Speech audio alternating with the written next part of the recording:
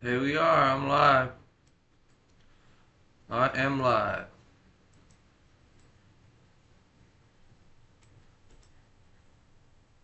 Do you support Trump? Call in. There's the number.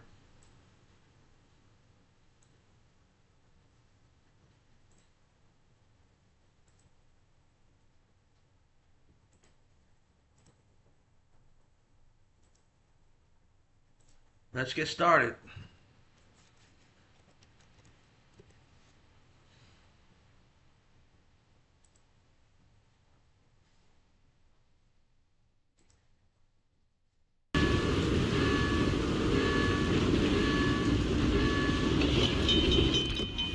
America's back toppling again, because today we're going to learn how Delta Force captured Maduro from a heavily fortified base inside Venezuela, and examine the massive 150 aircraft air campaign overhead. Then we'll look at who's actually in control of the country now.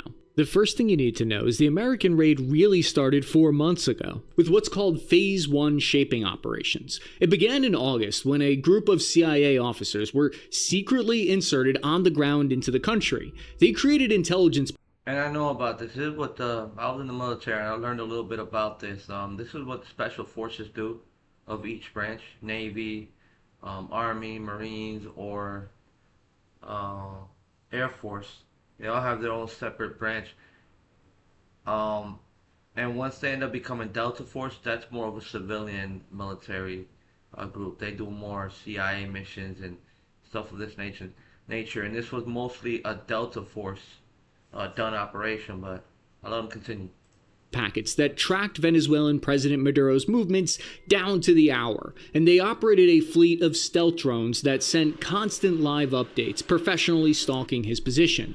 The clandestine operation developed what's called a pattern of life, which is fancy intelligence speak for what we would call a daily routine. This way, intelligence officers narrowed down Maduro's location to Fort Tiuna military complex, the large base that lies just south of the capital of Caracas, where 3 million people live. On Saturday, January 3rd, 2026, in the dead of night at 2 a.m. local time, the U.S. government gave the green light on Operation Codename Absolute Resolve. The U.S. military launched a wave of targeted missile strikes all across the capital city.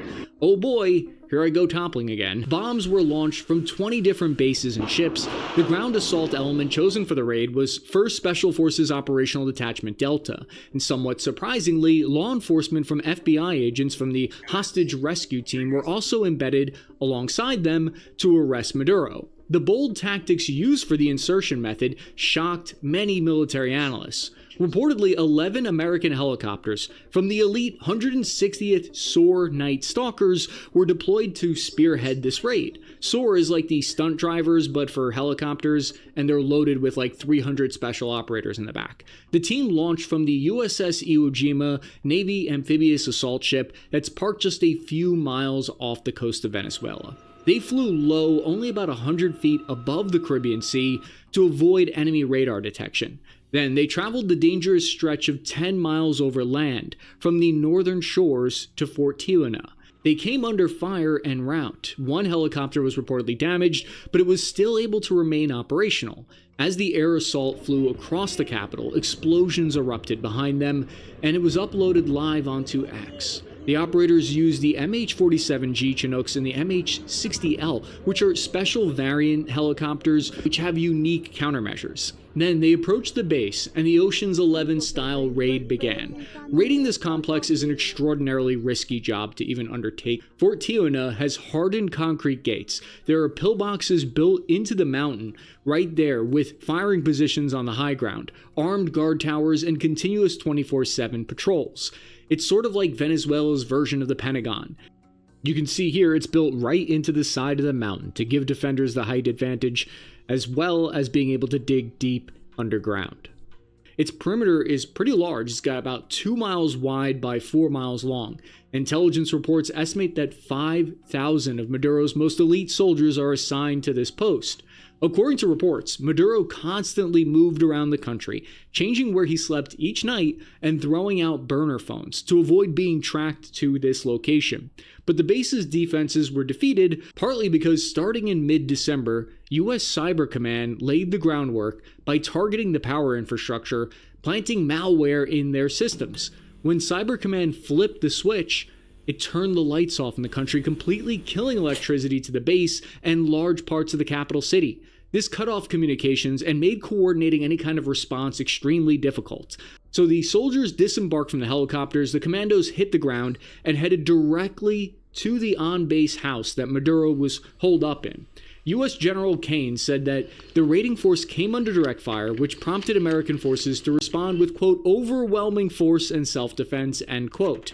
Intelligence officers on the ground with the team helped them navigate the compound. They provided intel to this breaching team ahead of time that revealed that there would be thick, solid steel doors protecting Maduro. This information came from sources close to Maduro's inner circle. Restart the video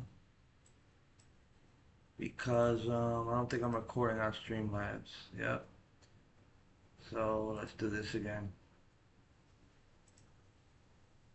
America's back toppling again, because today we're going to learn how Delta Force captured Maduro from a heavily fortified base inside Venezuela, and examine the massive 150 aircraft air campaign overhead. Then we'll look at who's actually in control of the country now.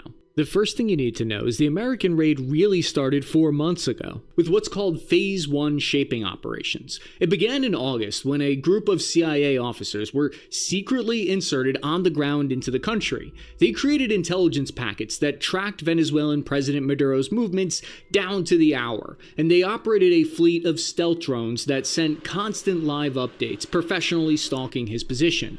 The clandestine operation developed what's called a pattern of life, which is fancy intelligence speak for what we would call a daily routine. This way, intelligence officers narrowed down Maduro's location to Fort Tiuna military complex, the large base that lies just south of the capital of Caracas, where 3 million people live. On Saturday, January 3rd, 2026, in the dead of night at 2 a.m. local time, the U.S. government gave the green light on Operation Codename Absolute Resolve. The U.S. military launched a wave of targeted missile strikes all across the capital city.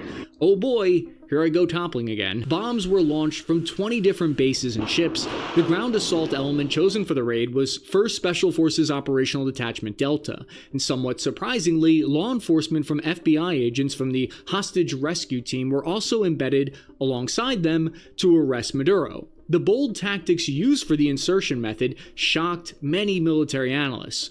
Reportedly, 11 American helicopters from the elite 160th SOAR Night Stalkers were deployed to spearhead this raid. SOAR is like the stunt drivers, but for helicopters, and they're loaded with like 300 special operators in the back. The team launched from the USS Iwo Jima Navy amphibious assault ship that's parked just a few miles off the coast of Venezuela. They flew low, only about 100 feet above the Caribbean Sea, to avoid enemy radar detection. Then they traveled the dangerous stretch of 10 miles over land, from the northern shores to Fort Tiuna. They came under fire en route. One helicopter was reportedly damaged, but it was still able to remain operational. As the air assault flew across the capital, explosions erupted behind them, and it was uploaded live onto X. The operators used the MH-47G Chinooks and the MH-60L, which are special variant helicopters which have unique countermeasures. Then they approached the base, and the Ocean's 11-style raid began. Raiding this complex is an extraordinarily risky job to even undertake. Fort Tiuna has hardened concrete gates. There are pillboxes built into the mountain right there with firing positions on the high ground, armed guard towers, and continuous 24/7 patrols. It's sort of like Venezuela's version of the Pentagon. You can see here it's built right into the side of the mountain to give defenders the height advantage, as well as being able to dig deep underground. Its perimeter is pretty large. It's got about 2 miles wide by 4 miles long. Intelligence reports estimate that 5,000 of Maduro's most elite soldiers are assigned to this post. According to reports, Maduro constantly moved around the country, changing where he slept each night and throwing out burner phones to avoid being tracked to this location. But the base's defenses were defeated partly because starting in mid-December, US Cyber Command laid the groundwork by targeting the power infrastructure, planting malware in their systems. When Cyber Command flipped the switch, it turned the lights off in the country, completely killing electricity to the base and large parts of the capital city. This cut off communications and made coordinating any kind of response extremely difficult. So the soldiers disembarked from the helicopters, the commandos hit the ground, and headed directly to the on-base house that Maduro was holed up in. U.S. General Kane said that the raiding force came under direct fire, which prompted American forces to respond with, quote, overwhelming force and self-defense, end quote.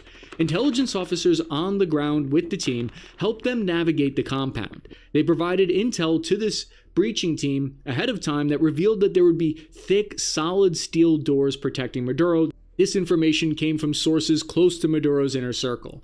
He had a kind of panic room that was completely sealed off. So operators brought explosive breaching charges and buzzsaws, and they were prepared to break through. Meanwhile, outside, the American direct action penetrator helicopter laid down close air support suppressing fire. Y'all been buying that generic Viagra from Walgreens? Stop now. You can get 100 milligram generic.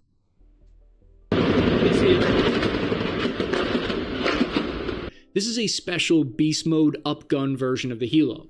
It went weapons free with 2 miniguns and Hydra rockets. But then Hilo started taking fire from enemy man-portable Igla air defense missiles. In response, pilots deployed their XM216 Dark Flares. These defeat incoming missiles while staying invisible to the human eye. Delta Force finally breached into Maduro's on-base residence and found him. According to reports from CNN, who spoke to sources close to the raid, operators dragged Maduro out of bed, zip-tied, and blindfolded him while he was in the middle of sleeping. Then they led Maduro and his wife outside onto the Chinook helicopters and started flying back. Some Venezuelan military officer who gave away their location and was a source to the CIA just got $50 million in reward money.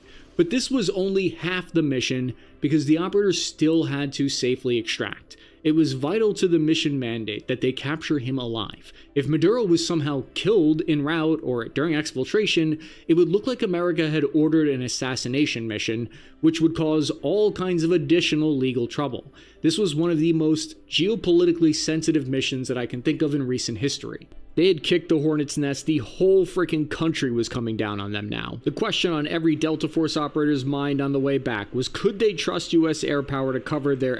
To add on to what he's saying, let me see if I think my mic's working. To add on to what he's saying, this is my response to Democrats, right, to the left who complains. Let me verify that I can hear myself on the video.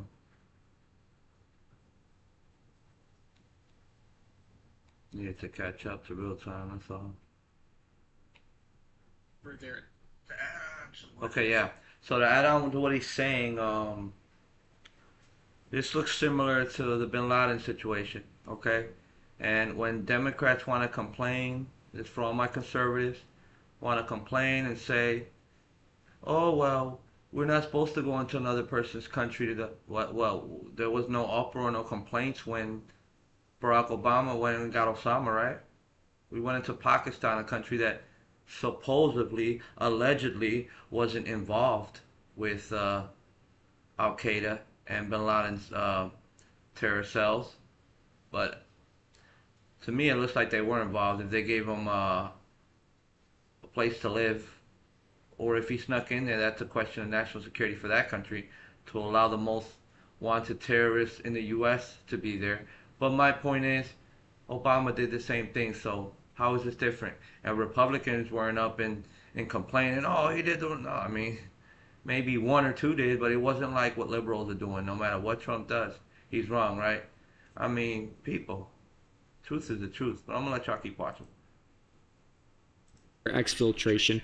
On their way out of Venezuela, the U.S. air power continued to strike strategic military installations across the country to create a diversion for them to safely escape. F-22 Raptors, F-35 stealth fighters, F-18s, radar aircraft, and B-1 Lancer bombers participated in the attacks. They hit bases all over in the states of La Guerra, Miranda, and Aragua. This was to create multiple dilemmas. This was achieved thanks to an air campaign that had been happening simultaneously overhead that achieved air supremacy. The operation reportedly involved 150 American fighter aircraft that had the goal of complete and total control of the skies. Fighter aircraft launched long-range precision missiles. Large explosions were heard across the capital. Local language news reporting stated that these explosions targeted air defense radar antennas. This was a massive SEAD operation, suppression of enemy air defenses.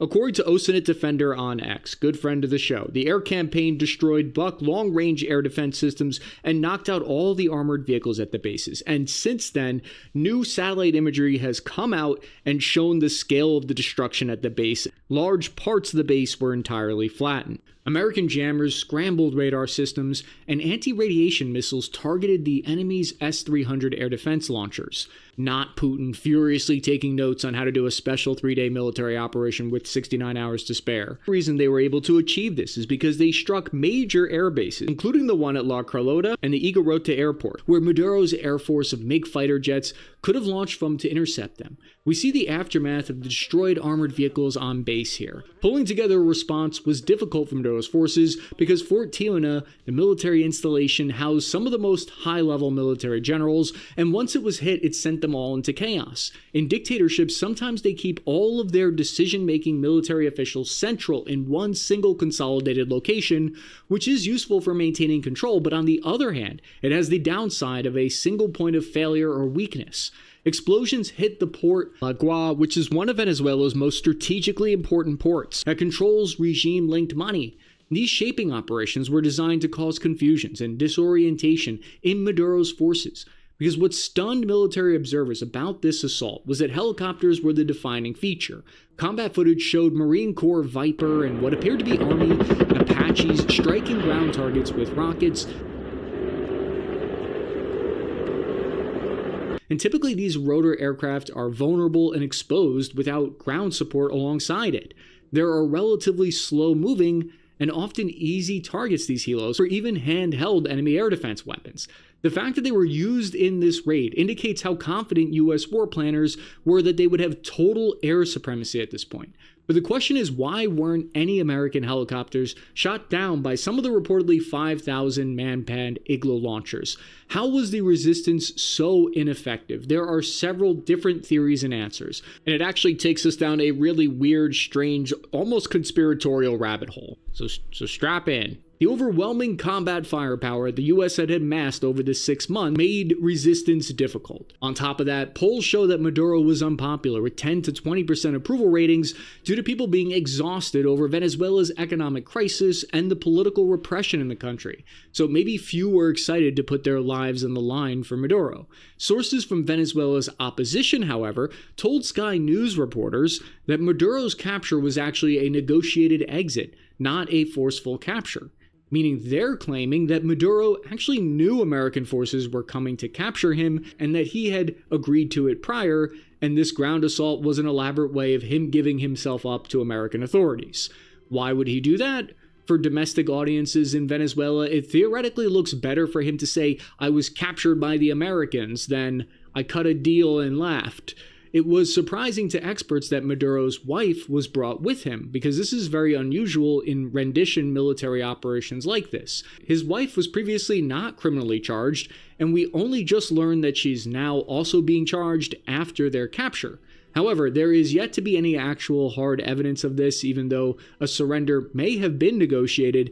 His military troops would not have been aware of that, and it doesn't fully explain the poor performance of Maduro's security forces. U.S. President Trump said, quote, "We were prepared to do a second wave if we needed to do so. We actually assumed that a second wave would be necessary, but now it's probably not."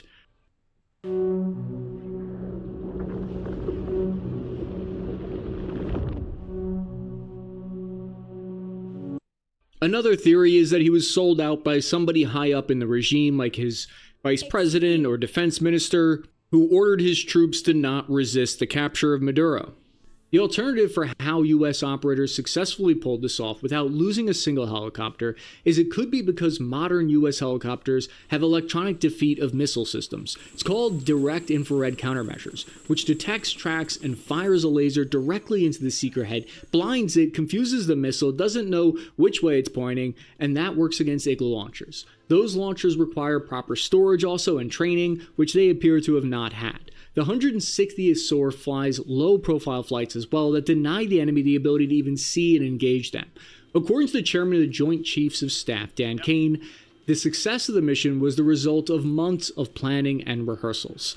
Either way, the helicopters safely made their way back over the nation, back to the U.S. Navy fleet, waiting for them offshore, where this photo was taken of Maduro. There were no American combat fatalities in the operation, although some troops were reportedly injured from bullet and shrapnel wounds, but nothing life-threatening. But now that Maduro is captured, who's in charge in Venezuela now in the aftermath? It's not as simple as a normal regime toppling that you might be familiar with. President Trump said that the U.S. government will now run Venezuela now in the aftermath of the capture of Maduro. He said this will happen until a safe, proper, judicious transition of power can happen.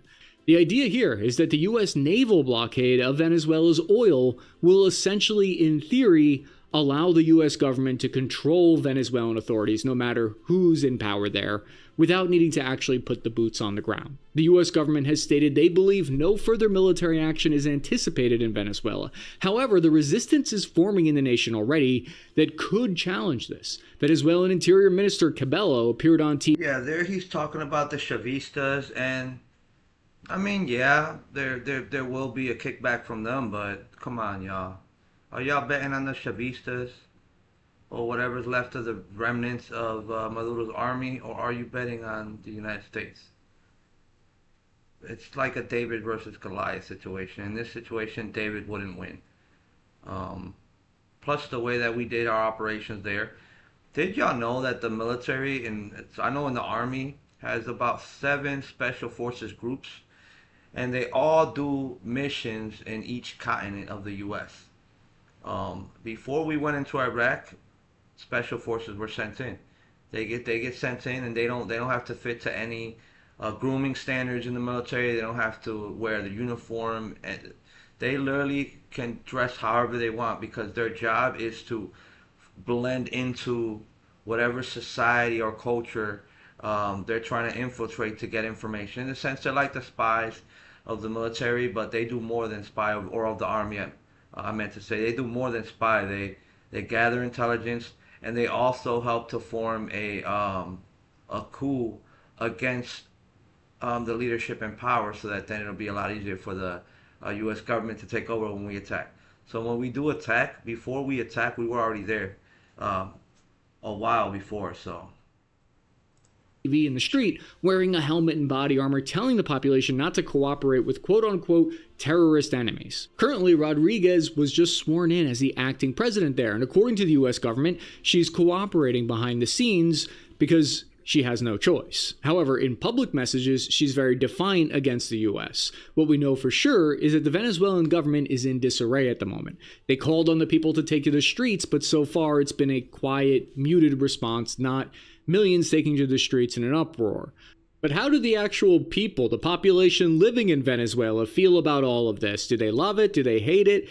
Something we don't talk about enough. Looking at the Spanish local news reporting of the situation, they report that the response from the people of Venezuela has been mixed, saying, quote, residents expressed shock at the U.S. military attack that left them wondering who was now actually in charge of the oil-rich nation.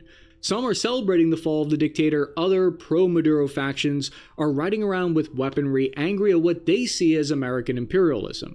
People are hoping that if Maduro is out of power, sanctions against the country will be reduced, and possibly the economy would improve. Others are skeptical of what will happen in the power vacuum. But was any of this even legal in the first place? When the US captured Saddam and Noriega, they had some kind of congressional approval. When the Libyan dictator was toppled, they too had some kind of congressional approval. This attack was conducted without any kind of notification or authorization. What happens to Maduro from here? Secretary of State Marco Rubio said that Maduro would stand trial for criminal charges in the United States for narco trafficking, in New York City federal courts. Maduro maintains his innocence. If you want to learn more, check out our last video about America's Abrams bomb launch. Did you know you can AFK Bloods and Zaya Well, whilst learning to code in Python? Go to boot.dev. We've known how the U.S. Delta Force raid captured Maduro.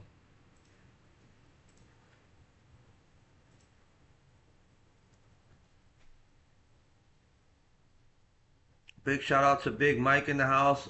Just letting everybody know I'm gonna post these videos on YouTube after the lives, and everybody make sure you follow at Real with Mike. All right, that's the name of the YouTube channel, at Real with Mike. Make sure you follow him, like, comment, and subscribe. So let's run through the shorts here. Nah, that was a funny short right there, but actually we're gonna get on the topic. Responses to Maduro capture. I want to see both sides of the aisle here. And we want shorts. Let's find some shorts. Here we go. Have a couple of evening updates to that dramatic early morning military operation ousting Venezuelan leader Nicolas Maduro, where U.S. troops captured him and his wife. The couple is now in New York, landed around 5:25 p.m. They're facing criminal charges, including narco-terrorism, and they could be in a U.S. court as early as Monday. We're learning the middle-of-the-night surprise attack involved troops from 20 military bases and 150 U.S. aircraft.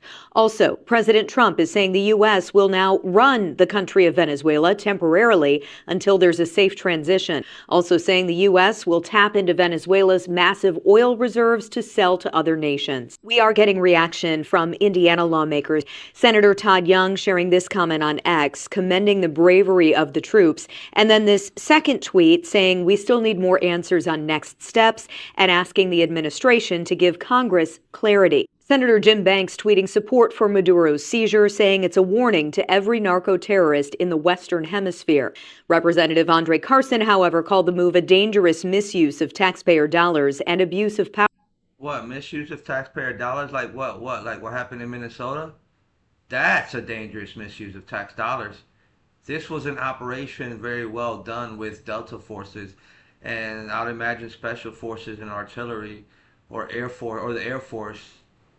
Of the U.S. military. So, I mean, what are you talking about, bro? This made no sense. He made no sense with that statement. But moving on. Power, saying only Congress can declare war. As things develop, we are sharing those new details on WTHR.com.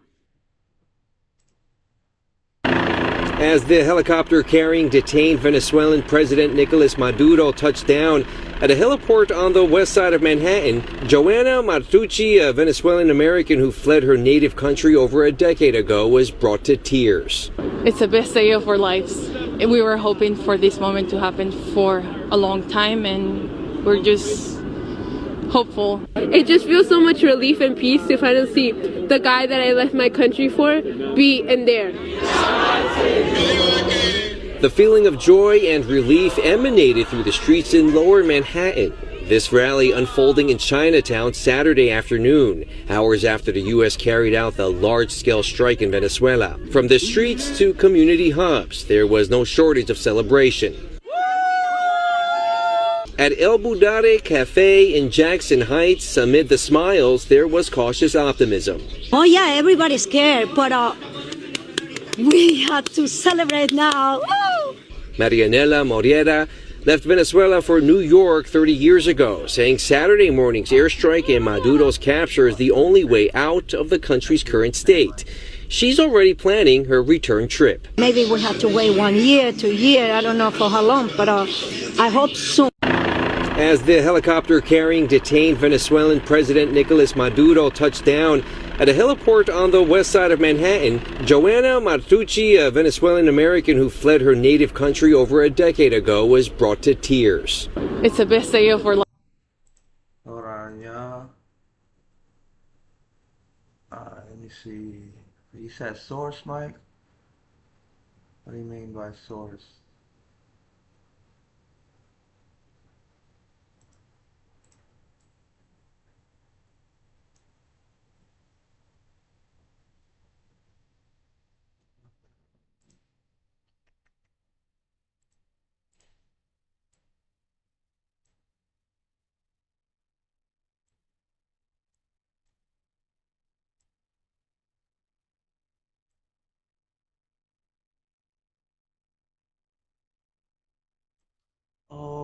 see. I see. I know what you're saying, Mike. I know exactly what you're trying to say.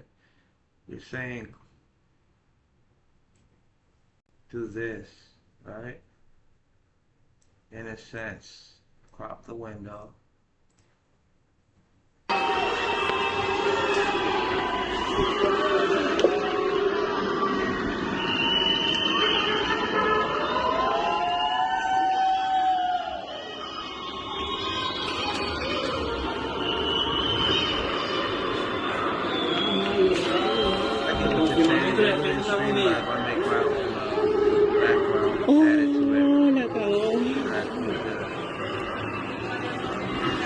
Another background flash and then after that I can pretty much not even to look at my background.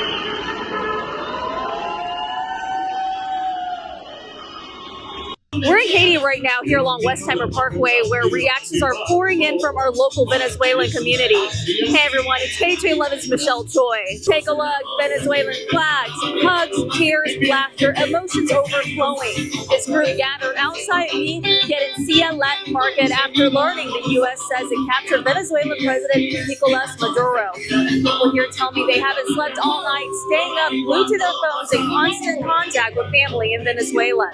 Many say they've been waiting decades for this moment, calling it the start of a new beginning for their country. That includes this woman with Vente Houston. She came to Houston 10 years ago with her daughter. She says she is a survivor and an activist. I haven't seen my family in almost 11 years, and I thought it was a dream. But now, thanks to the actions of President Trump, it's going to be a reality. I may be able to see my family, to go back to my country, and walk free. Do not fear for my life anymore.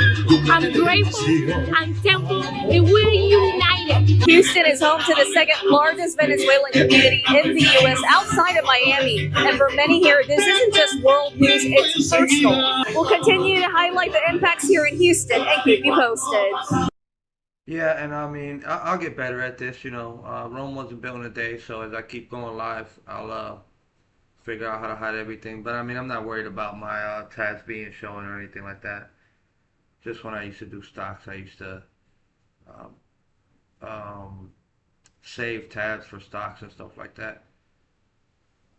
The U.S. has captured Venezuelan President Nicolas Maduro in a surprise overnight operation, and we have reaction from Arkansas lawmakers and a local peace advocacy group. Congressman Steve Womack praised the operation, calling Maduro a criminal and thanking U.S. military, law enforcement, and President Trump, saying, quote, actions in our hemisphere have a direct impact on Arkansans' daily lives, and President Trump's actions today make a... Yeah, I see what you're saying. Kind of like a green screen effect. It's like putting a green screen into Streamlabs and then you can create, it's like Visual Studios in a sense. I'm starting to figure it out. It's just windows on top of windows to create a projection into the YouTube stream. So I know what you're saying, Mike. America safer. Senator John Boozman also applauded the service members involved and said he's monitoring developments. Gladys Tiffany, executive director for the Omni Center for Peace, Justice, and Ecology, says this action raises serious concerns. This situation is such a dangerous point where we don't really know what he might do next, and what he's already done has really... Let me see. I think I know what you're talking about. So, source.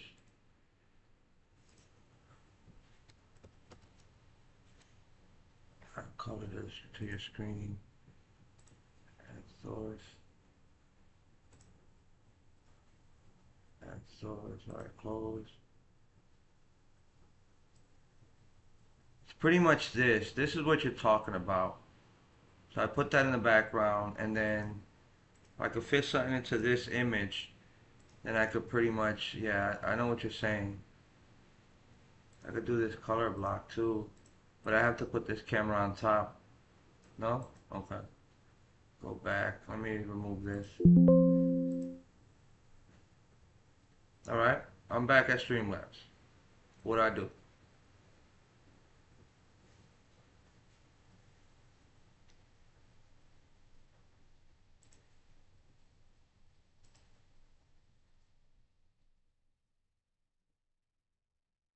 Back to the screen. This. Right here.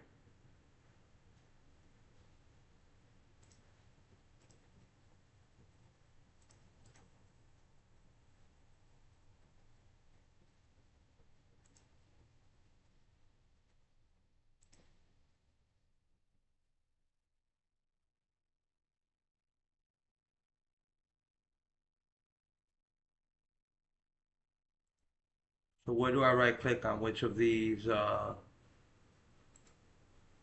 is it inspect? Oh, view page source, is that it? That's the page source.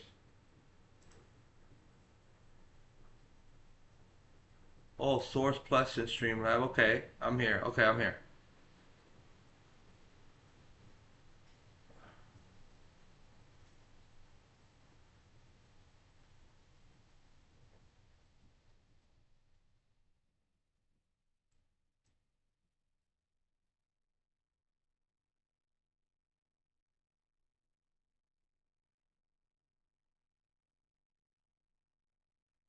Scroll down. All right. Here, video maybe, or oh, add an image. Is that what you're talking about?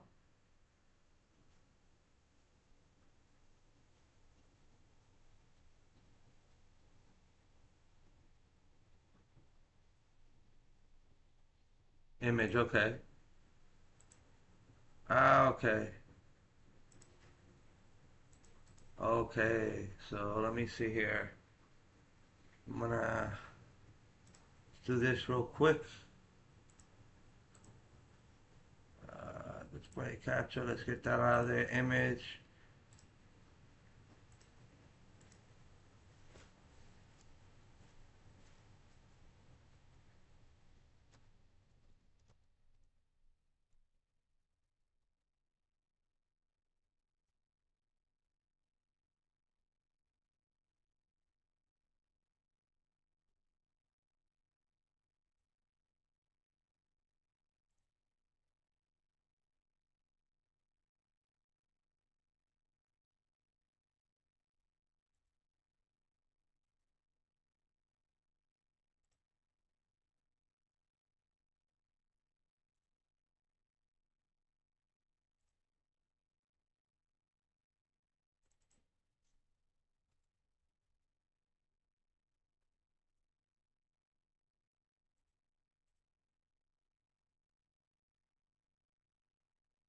Yeah, I got you. I'm doing that right now. So display capture, image.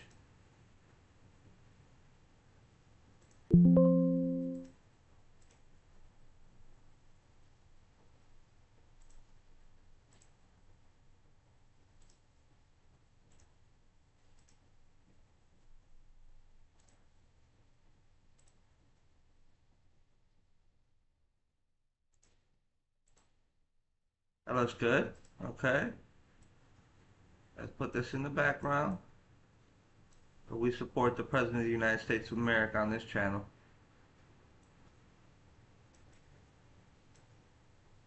Okay.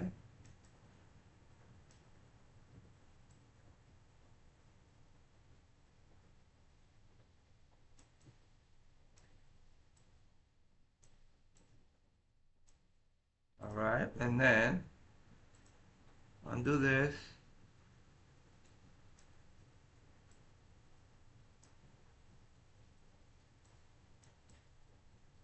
Need this on top though. But I see what you're saying, Mike. Yeah, I see. Yeah, it's layers. Put this. See, I want to format it to where I could transform it to be on top of it. Scale filtering, a blending mode. Which one is it? Move image down. Okay. I see what you're saying. Move it down. Ah, and when you put a video on, yeah, I see. We just do like, oh, yep, you can have that in the background. But this needs to be, you need to do a new scene. That's what it is. But this could be on top. Unless I could do this. Let me see. I'm going to do something real quick.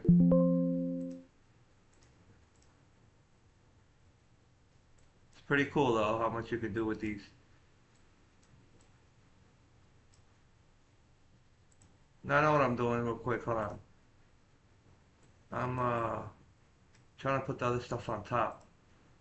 So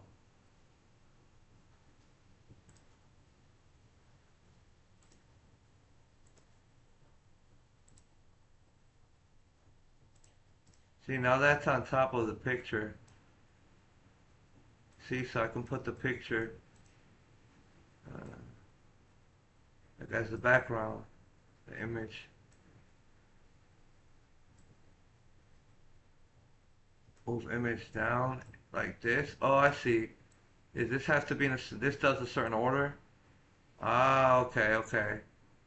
So the order, it pretty much goes off of the order in the video, like right here in the sources. Oh, okay, okay, okay. Yeah, because this is on top of that. Okay. Understood.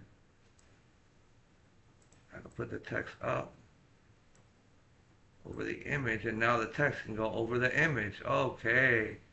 I get it now. See? It was going to take a little while for me to get it, but I was excuse me, I was going to get it. Listen, I'm a drummer, you know, I was a drummer growing up when I was a kid, so I love to mess with stuff and try to figure it out. That's the fun part of everything, you know, problem solving. So yeah, thanks Big Mike. Put me onto this. Yeah, now we can go and we can continue to scroll. Obviously my backgrounds will get better, but we'll continue on. Put us. Nicolás Maduro started out as a bus driver and union leader, but his left-wing activism soon drew him close to his mentor, former Venezuelan President Hugo Chavez. Maduro rose quickly through the political ranks, first to President of the National Assembly. Hold on, y'all, I gotta fix on here with my text. I want to put it in a color where people can kind of can see it. Maybe with a color. I'm gonna do the red on there. We're gonna do right here.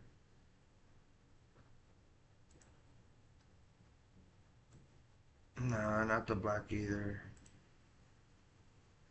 I want to pick, no, not one on here.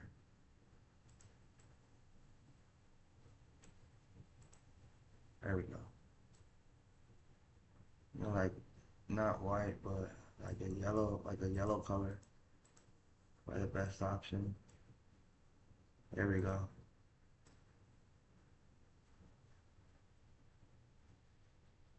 I saw that white right there. That's hard to see it. Kind of with the white. So let's go a little darker there actually.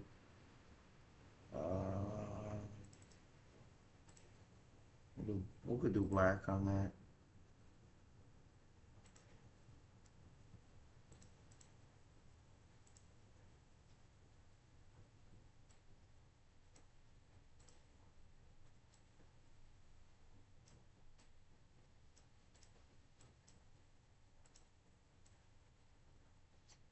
Don't move that text. There we go.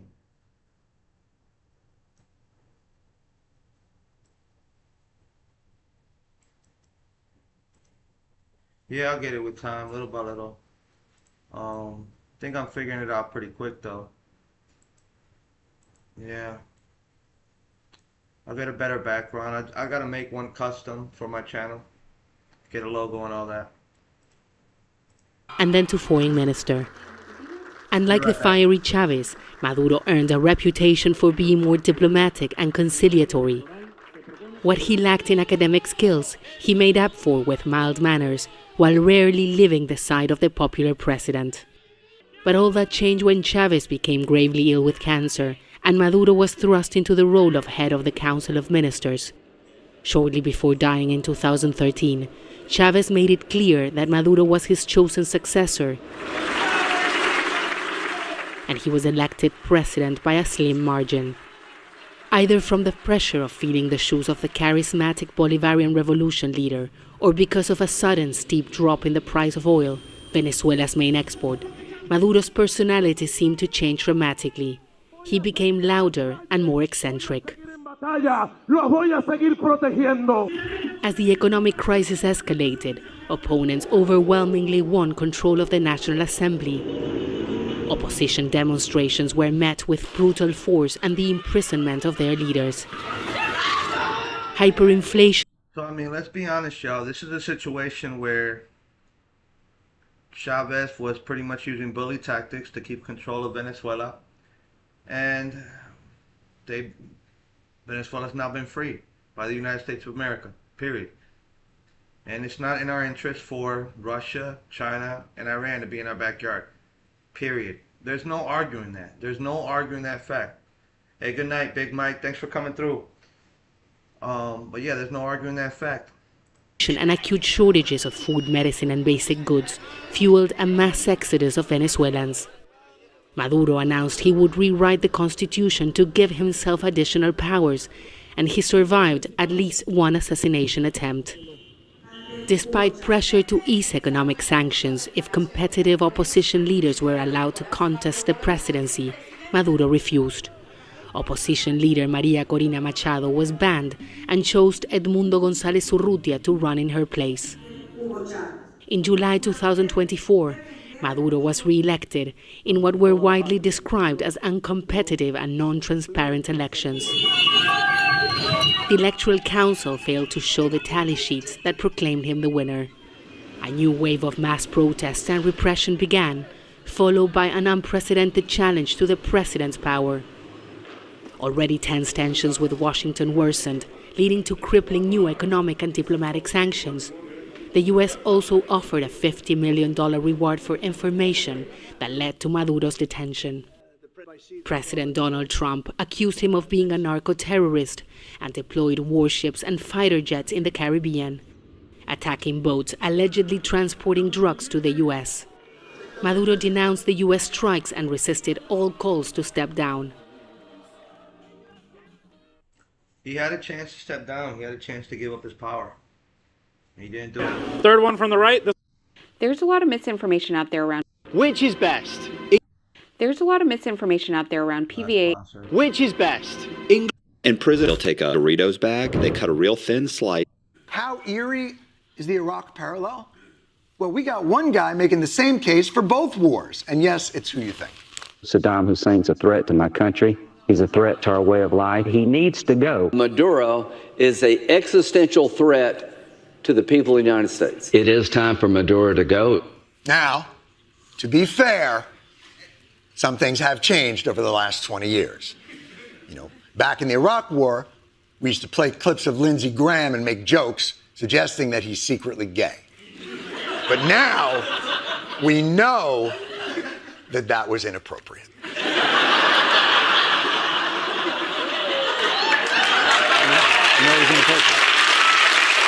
But you know what? You know what? I'm not even going to play around anymore. It. Hit me with the works. Iraq, Venezuela, go!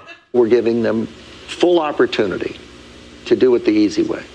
And when it doesn't work, we'll do it the hard way. If we can do things the easy way, that's fine. And if we have to do it the hard way, that's fine too. Chemical weapons is a threat to the United States. Fentanyl poses a chemical weapons threat to the United States. Al-Qaeda terrorists inside Iraq. Al-Qaeda of our hemisphere. We can get rid of Saddam. It could really begin to transform the region. There's an opportunity to transform the entire region. Bringing freedom and democracy. Democracy and freedom can serve as a beacon of hope. Shock and awe. Shock and awe indeed. Hey, listen. Get the on. See, I look at all right, Apollo. There's a lot. But I mean, I don't see how you can argue against this. Like, it's not boots on the ground. It's not the same as the Iraq and Afghanistan situation, and this is why I think so.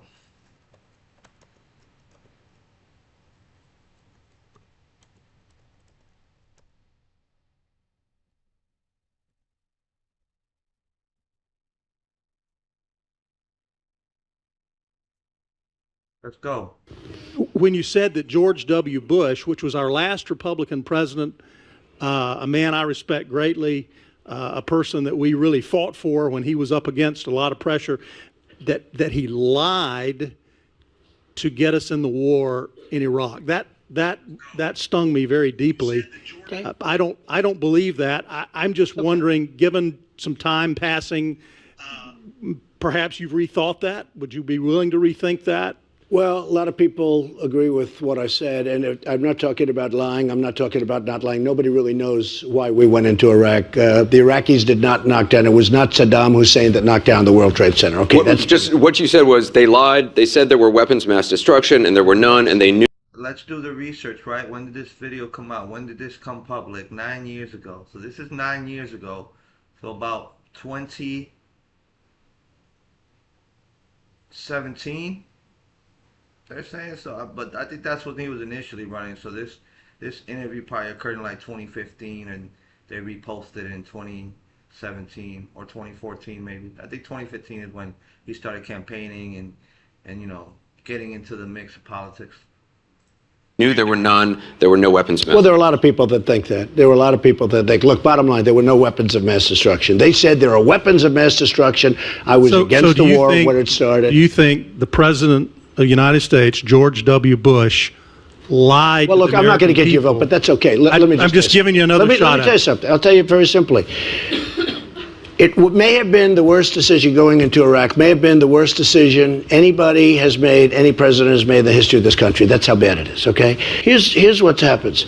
We have spent $2 trillion in Iraq and fighting Iraq. $2 trillion. Thousands of lives, right?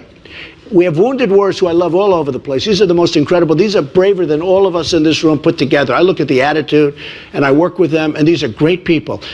We got nothing. We have nothing. We're not even there. We can't even make a phone call right now. But to his question, I'm trying to separate. Let me tell you. Do I know? Do you believe he lied, or did he? I can tell you this. I don't whether he lied or not. He went into Iraq. It was a horrible decision. Period. So this is not the same. I found myself at a time in my career where I knew. It's not the same. Not the same. Now let's also see the effects of fentanyl in our community.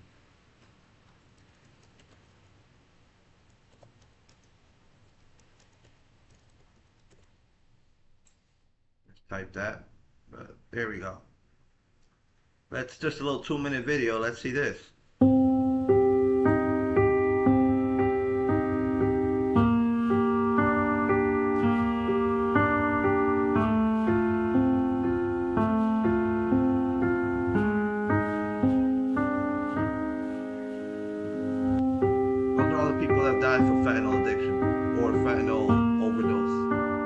Fentanyl is a highly potent opioid. It's at least 50 times more potent than heroin. People are being exposed to fentanyl without knowing it. And because it's so highly potent, people are dying at unprecedented rates. What's happened in the United States is fentanyl has entered into all these different parts of our drug supply, including the heroin supply. Cocaine, for example, have increasingly been tainted with fentanyl. Pills that are sold on the street that might look like regular prescription pills are very often fake counterfeit pills that have been made with fentanyl in them. Someone experiencing an overdose will have this decrease in breathing, might lose consciousness, might start to turn blue or pale, and within a few minutes can die.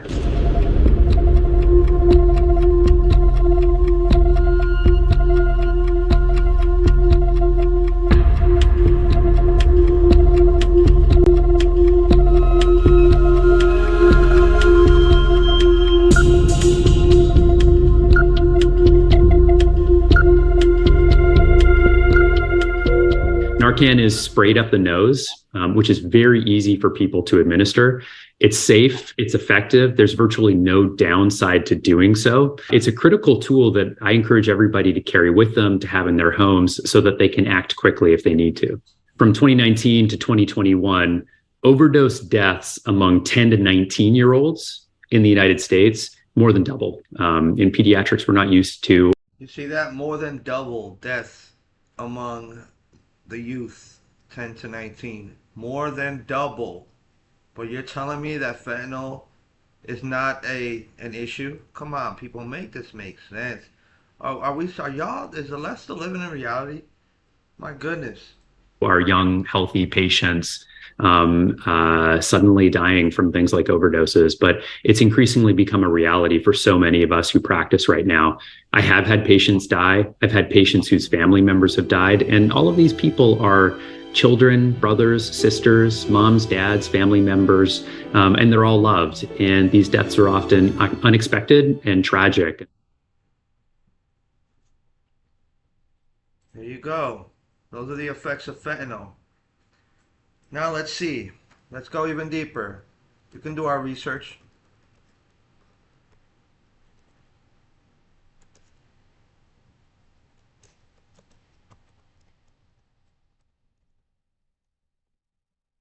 Say India makes it too. So this is 2 years ago, right?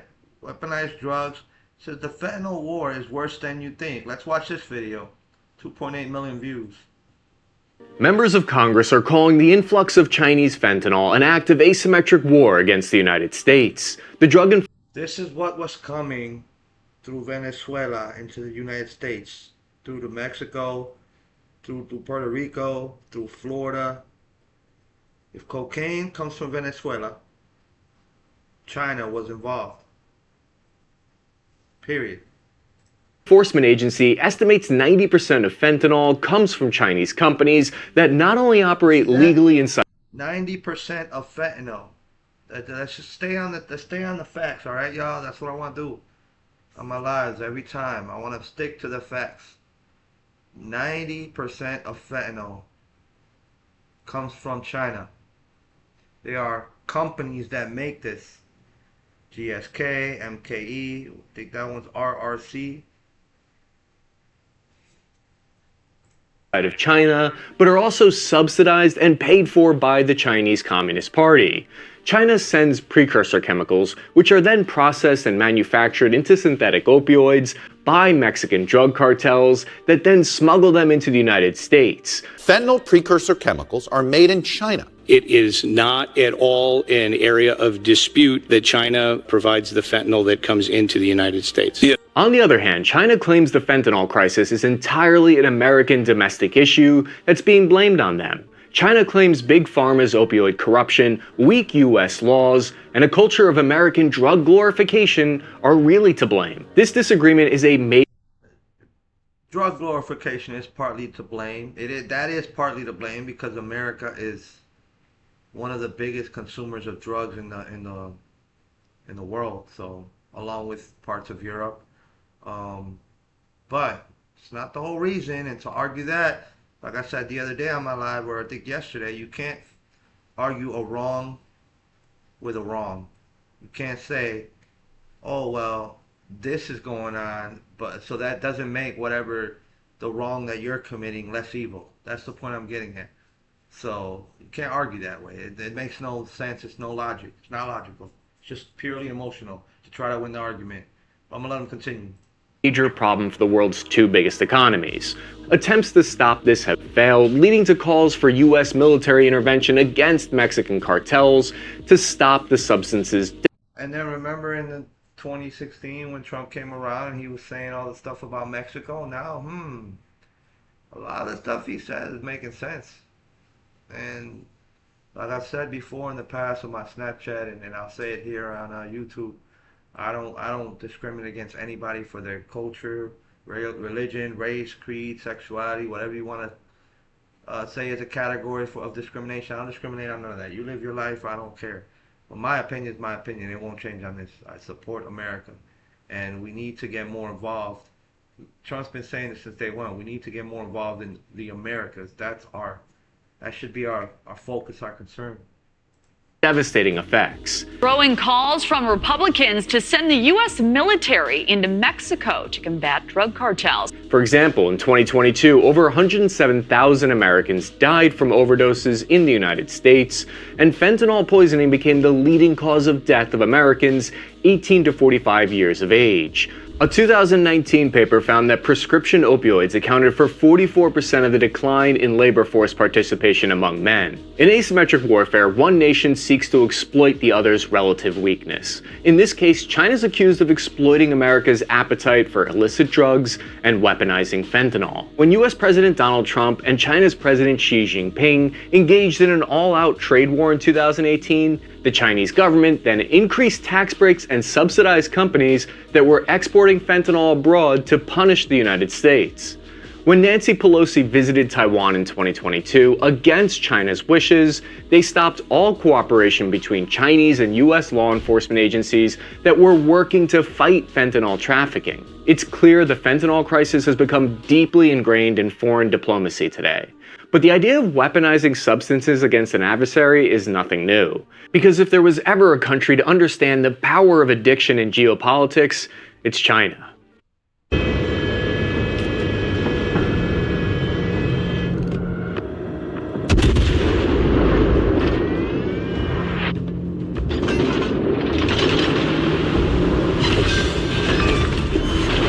We've destroyed an enemy cruiser.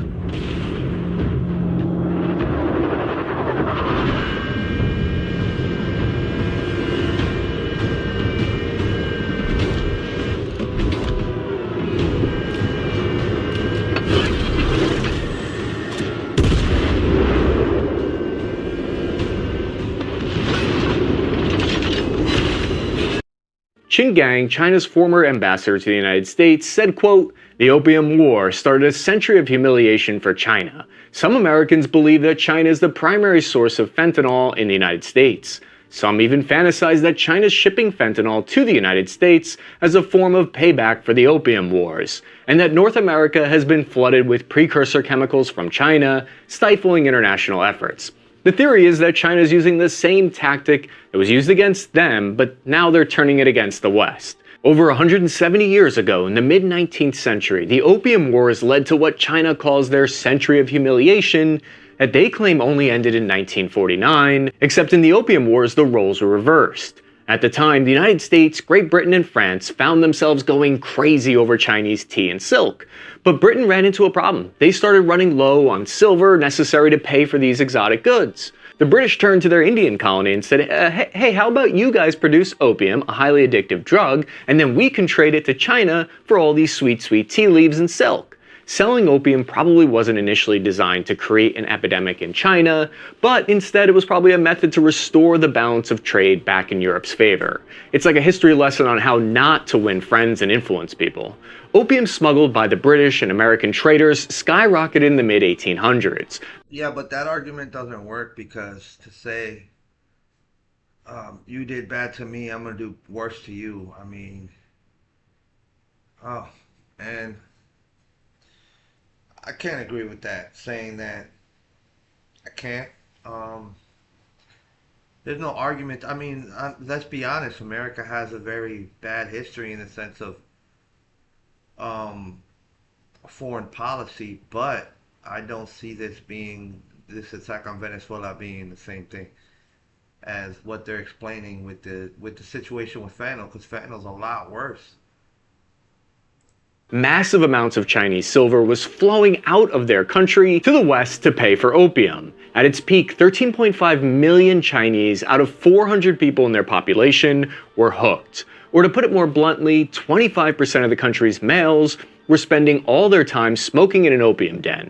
At that point, it becomes difficult to raise an army or increase your economy's productivity because everyone is too busy chasing that big old red opium dragon. Opium had become an existential threat to China. What followed is an interesting parallel to the debate occurring in the US political system today. Because the Chinese government debated whether or not they should try to profit off the opium themselves and legalize the drug through a government monopoly like they had with salt, which they could barter, or if they should make it outright illegal. China passed laws banning narcotics and told foreign sellers if they didn't stop, they'd be punished under Chinese law. Seeing the social and economic degradation that widespread opium addiction was having in the society, the Chinese emperor confiscated and destroyed more than 20,000 chests of opium. Some 1,400 tons of the drug were warehoused at Canton by British merchants. This led to Britain launching the First Opium War. According to the first-hand reports written in 1847, about 19,000 British ground troops fought on Chinese soil in the city of Zhenjiang, defeating the Qin dynasty in 1842. Even though China outnumbered Britain with 100,000 soldiers, Western military weapons... This is back to the he's talking about back to the 1800s. I mean, that's... America was formed in 1776, 1800s. That was during the Civil War time. And technology. I forgot when was the Civil War. Let's see. Were far superior. This included precision lock muskets, heavy artillery, and paddle wheel gunboats.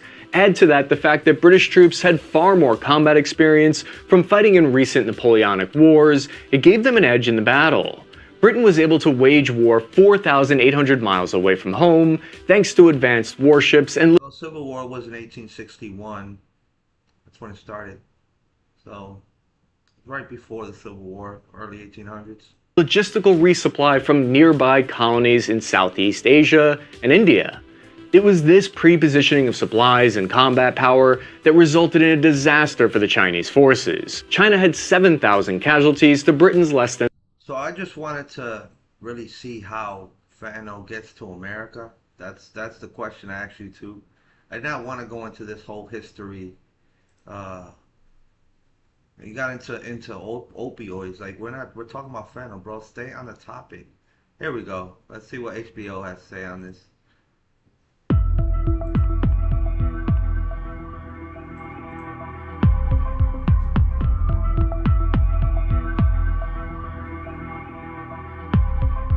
60% of international packages received by the U.S. Postal Service arrive here at New York's JFK, the busiest mail port in the country. 1 million packages per day come through this facility. At this time of year, that usually means Christmas gifts and care packages, but these customs officers are hunting for something else. Frank Russo is the port director for U.S. Customs and Border Protection. His team of 100 officers is on the lookout for illegal drugs, especially fentanyl, a highly dangerous synthetic opioid that's now flowing into the country at a record rate. So you see they're protected, they have their gloves on, they have a mask on, and they're going to open up a package and see what they find.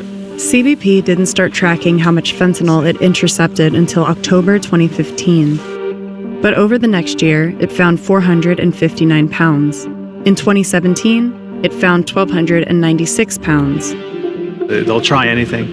We see the fentanyl coming in toys, we see it coming in food products, you name it, and they'll try to use it. And what technology are you using to screen for the fentanyl? We use spectrometry, where we can shoot a laser at a package without having to open up the package. That's critically important for our officers to make sure that they're safe. Not having to breach the package to identify what it is that we're working with is extremely useful for law enforcement purposes. You know, for our safety, for everybody's safety. Here we go, that's just, and this is actually cut with something else. We've introduced canine training to detect fentanyl, and just in the last few months, they've made over 10 fentanyl seizures.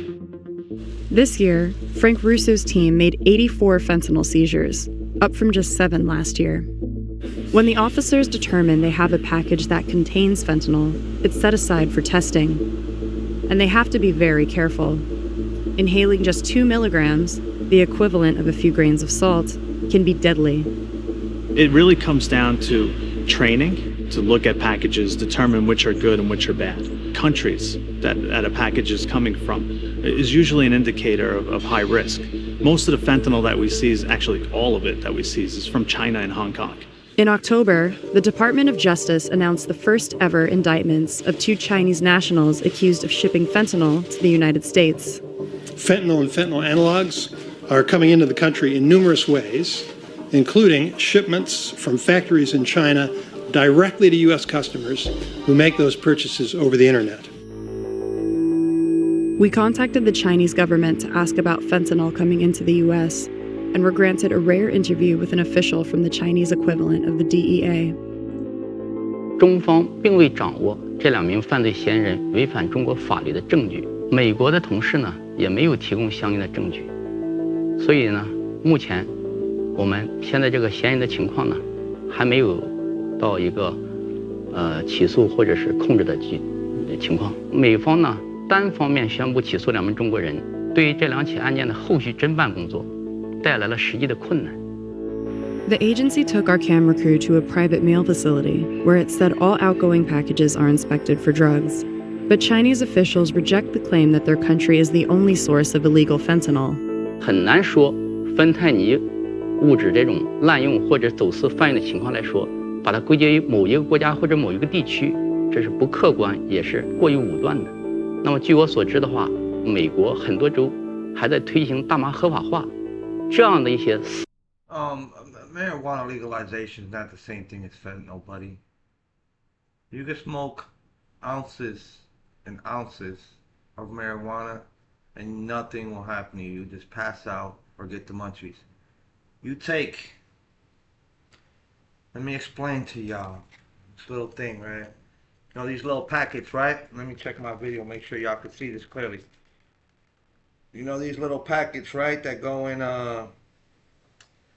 and like when you buy sneakers and all that, you know these little gel things in here. I'm gonna pull one out of there just to show y'all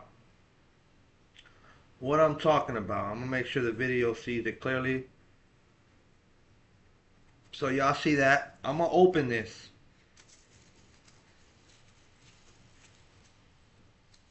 So I poured it onto my. So to explain, this much fentanyl can kill you. These are the little packet things that you get in the when you buy sneakers and stuff like that, or buy something comes in a box. The little silica gel packets. This much fentanyl can kill you, if not 2 people. This is not the same thing as marijuana, so stop it. Stop it. Come on, stop it. 思潮对于芬太尼类物质的滥用，它有推波助澜的作用。American law enforcement officials told us the drug isn't just coming through the mail. The DEA says illicit traffickers are taking advantage of China's rapidly growing pharmaceutical industry and supplying Mexican cartels with fentanyl, which is then smuggled across the border. In New York City this year, the DEA seized a total of 193 kilos of fentanyl, more than enough to kill the city's population 11 times over. Fentanyl is the game changer. You know what he said? They found enough fentanyl to kill the whole population of New York City 11 times over. So let's do the math, okay? Let's see what was said there and let's do the math, okay? How many people live in New York?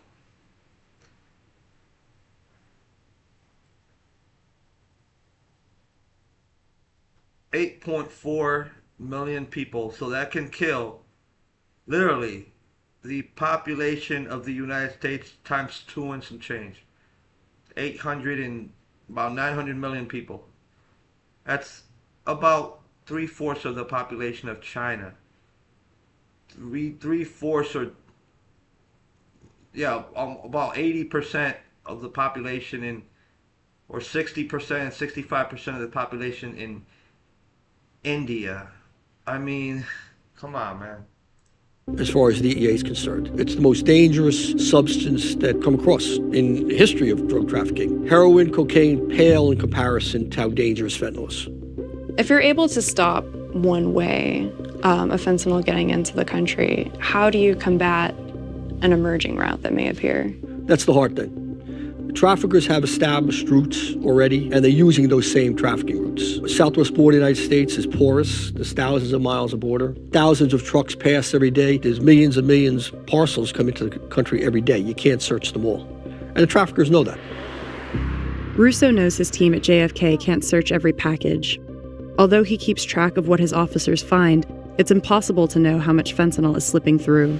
Are you worried that with 80 seizures in the past that's just the tip of the iceberg? From 2015 to 2017, we've tripled our fentanyl seizures across the country. When we seize fentanyl, it's going to every corner of the United States. It's everywhere.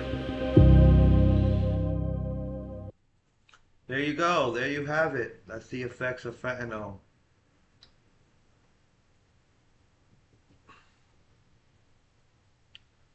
Let's go even further though. Let's see about this meeting that Maduro was having.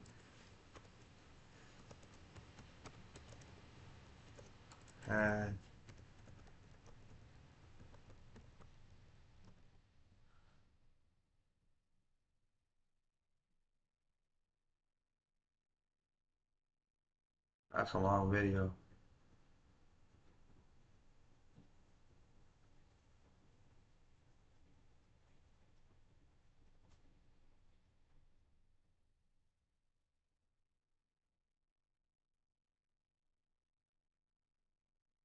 And then people try to say that Putin and Trump are aligned, right? Russia hoax. Let's see. Putin don't like it, so. Imagine being able to build an app with your name on it, just by thinking about it. Meet Base 44. The reasons for this entire military operation is what one is trying to probe into. Is it exactly to do with the drug smuggling charges that have been in fact slapped by the United States on Venezuela and its president? Of course, remember, Maduro has been denying those charges. They're saying that as far as the Venezuelan waters are concerned, they may be used for drug trafficking, but Venezuela's not. CNBC, look what they put in the headline: Maduro and wife held captive. That's what the left is saying about this. Oh my goodness. Oh, y'all, man, the media is such liars, man. The media needs to go. Let YouTube, X, all these other platforms continue to take over. Rumble. Wow, this is ridiculous. Trafficking, but Venezuela has not had any direct contribution, and that Maduro has made his own set of assurances to crack down on it. But remember, at the same time, he's also been making those overtures to the U.S. He's in fact requested in the days that have passed by. So there was Russia looks very, very hypocritical right now, condemning this when what is Russia doing right now with Ukraine? Huh?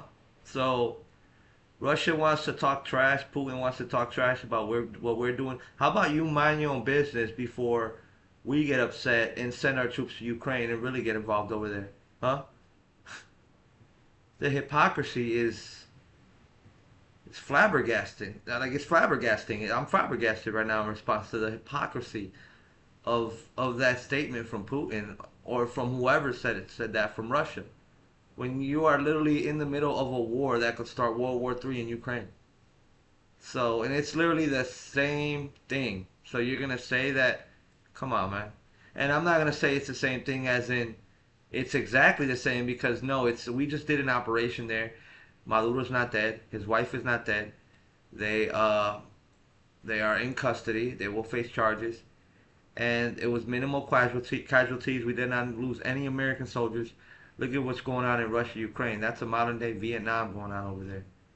U.S.-Vietnam a war. That's what I'm referring to. It's a modern day Vietnam. That war's been going on for how long? How many casualties? And it's literally a stalemate. They're back to World War I level of fighting. Because it's just that trench, holding your territory. That's the type of fighting they're doing right there. But I mean, the hypocrisy of Putin, or whoever said that from Russia, in response to this, it's honestly hilarious. A recorded interview that Maduro had delivered, in which he had in fact also reached out to the US president, urging the US to in fact have talks. So the big question right now is whether or not there was some kind of a negotiation between the Venezuelan president and the US authorities over there. Where has he exactly been taken after being flown out? A host of unanswered questions stare at Venezuela. But remember, the US president has also announced that there will be a press conference at 11 a.m. Mar-a-Lago time in Mar-a-Lago, where perhaps we can expect more details to be shared by the US president himself. Of course, this is a military operation. Venezuelans have very much called it an imperialist attack by the United States. With that, we're slipping into a quick break. Stay tuned to CNN News 18 as we return with the latest news and updates on Venezuela and across the globe. Stay tuned. In the latest, what we can tell you is a confirmation coming in straight from the US president himself, who has confirmed that it was the US strikes on Caracas. As you can see, the civilian and military infrastructure being targeted over there by low-flying aircraft, leading to a series of explosions, plumes of smoke, in fact, bellowing out of that military infrastructure that was targeted. Most importantly, the US president himself over there confirming that the Venezuelan president, along with his wife, have been captured and flown out. Let me quickly take this forward with Siddharth Mishra, who's joining me on the broadcast with more details. Siddharth, to begin with, if you can share the components of the US president's message. Also, how are the supporters of Maduro currently reacting, given that the government of Venezuela have called it an imperialist attack by the United States? Well, this has come as a surprise for everyone of us who have been tracking developments in Venezuela very closely. In fact, I don't understand why he's saying this has come as a surprise. That's another lie that the media is trying to say, wherever that media program is. I think it's Indian, but that's a lie. This is not a surprise. Trump and his administration have been warning Maduro for months now to give up power, and he didn't do it. He had months to leave Venezuela, and he didn't do it. So, I mean, and we did this with Bin Laden when Obama was president. So, why are people all in I had a lot of people in the live, actually, for real, with Mike, where people were calling in saying, I don't understand why people are puzzled right now, or are confused, or are flabbergasted, or are shocked or surprised. This is what we said. The promises made, promises kept. This is what Donald Trump said he was going to do. But moving on. Since morning when these videos started flooding on social media platforms, in fact, we were under the impression that it could be some serious strikes which U.S. forces are carrying out against the narco cartel in Venezuela. Some docks must have been hit. The airport, their godowns must have been hit. But now President Trump has confirmed that it is a coup which has been carried out by the U.S. forces in Venezuela. In fact, the first overthrowing of the government by the U.S. Forces under President Trump's second regime, Akanksha, I would put it this way. And now President Trump, in the post he made on Truth Social a short while back, says that U.S. carried out large-scale strikes in Venezuela. In fact, he also says that President Maduro and his wife have been captured and flown out of the country. Now, Akanksha, leader of the free world, is using words like captured. Right. And the president of Venezuela and his wife, his family, have been captured by U.S. forces and have been flown out of country. Very smoothly, U.S. has managed to do this coup. In fact, as I said, that it all happened very secretly. In fact, just a short while back, we were expecting that it could be some serious military strikes being conducted, being led by CIA, but it was a coup being carried out by the U.S. forces, overthrowing the Maduro government. And now this has been confirmed by President Trump, that the family has been flown out of Venezuela. In fact, we have a statement from the defense minister of Venezuela confirming that the fight is still continues. Perhaps, I find it very weird, because when Maduro is out of the country, defense minister is saying that I am the new boss. But let's see till when he will be able to give fight to the U.S. forces.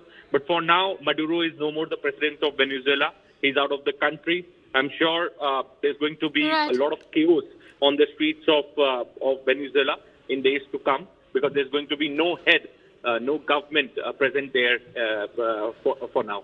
You know, this entire military operation has followed after months of pressure on the Latin American country's president. Remember, Siddhant, not only was Maduro being targeted, but the country in itself was on the brink of an economic collapse. What are the challenges currently that are already foreseen, whether in terms of, say, a collapsing economy, a lack of law and order, given that the president and his wife have been captured and flown out? What can you tell us?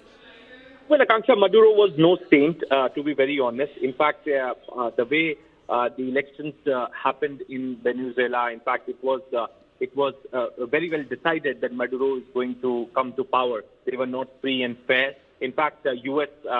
agencies have been providing several evidence of Maduro's direct involvement with the narco cartels existing in Caribbean and East Pacific. There have been multiple attempts being made by Maduro in last few months, Akanksha, to reach out to President Trump. In fact, he wrote a letter to President Trump in September, giving proposal for direct talks I'm so sorry to interrupt you there, Siddhant. I'll have to quickly cut across to live coverage coming in on CNN. Let's tune in.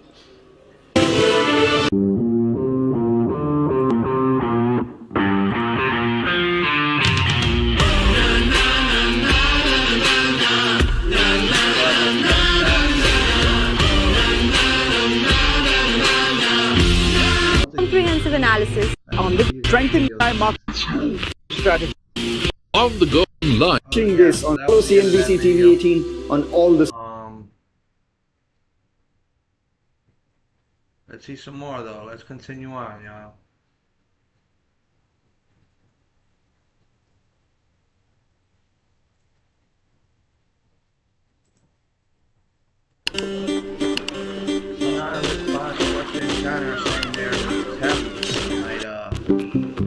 Join forces, and that'd be dangerous, but I don't think I still don't think they're going to be able to do anything to the U.S. Maybe they could attack Europe, but because they're so close, especially to Russia, but I don't see them doing anything to the U.S. The capture of Venezuela's president is no longer just a regional crisis. It has triggered a global diplomatic confrontation. Now, China has broken its silence after U.S. forces captured Venezuelan leader Nicolas Maduro. Calling the move a blatant use of force, China says Washington has crossed a serious line. China says it is deeply shocked. In a sharply worded statement, Beijing condemns the U.S. military strike on Venezuela and the capture of its president. China's foreign ministry calls the action a blatant violation of international law, saying Venezuela's sovereignty has been trampled. Beijing accuses Washington of hegemonic behavior, warning that the move threatens peace and security across Latin America and the Caribbean. China says it firmly opposes the use of force against a sovereign state and rejects any justification offered by the United States. Earlier, Iran and Russia launched a scathing attack. They say that like we need to ask them for justification. We don't need to ask y'all for justification for what we do in our backyard. The nerve of them. Let me see this. Again, what Beijing and rejects any justification offered by the United States. Earlier, Iran and Russia launched a scathing attack on U.S. over its Venezuela operation. Tehran's foreign ministry issued a lengthy condemnation, calling the attack a clear breach of Venezuela's sovereignty and international law. Iran describes the operation as unlawful, warning that such actions undermine global stability and set a dangerous precedent. Russia. So Iran is saying that it's unlawful. Let's dig into this. What is the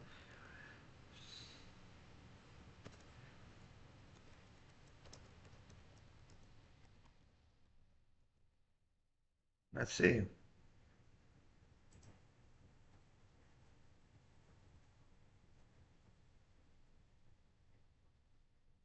So AI is saying that it is unlawful. So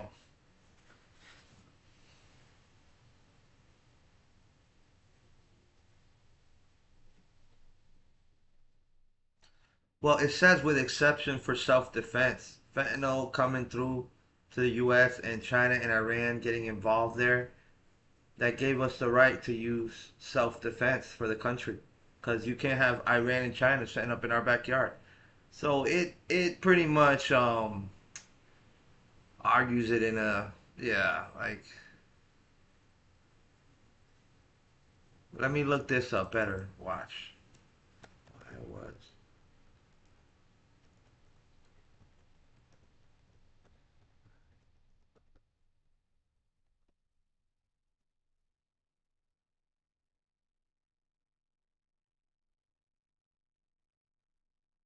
ABC News.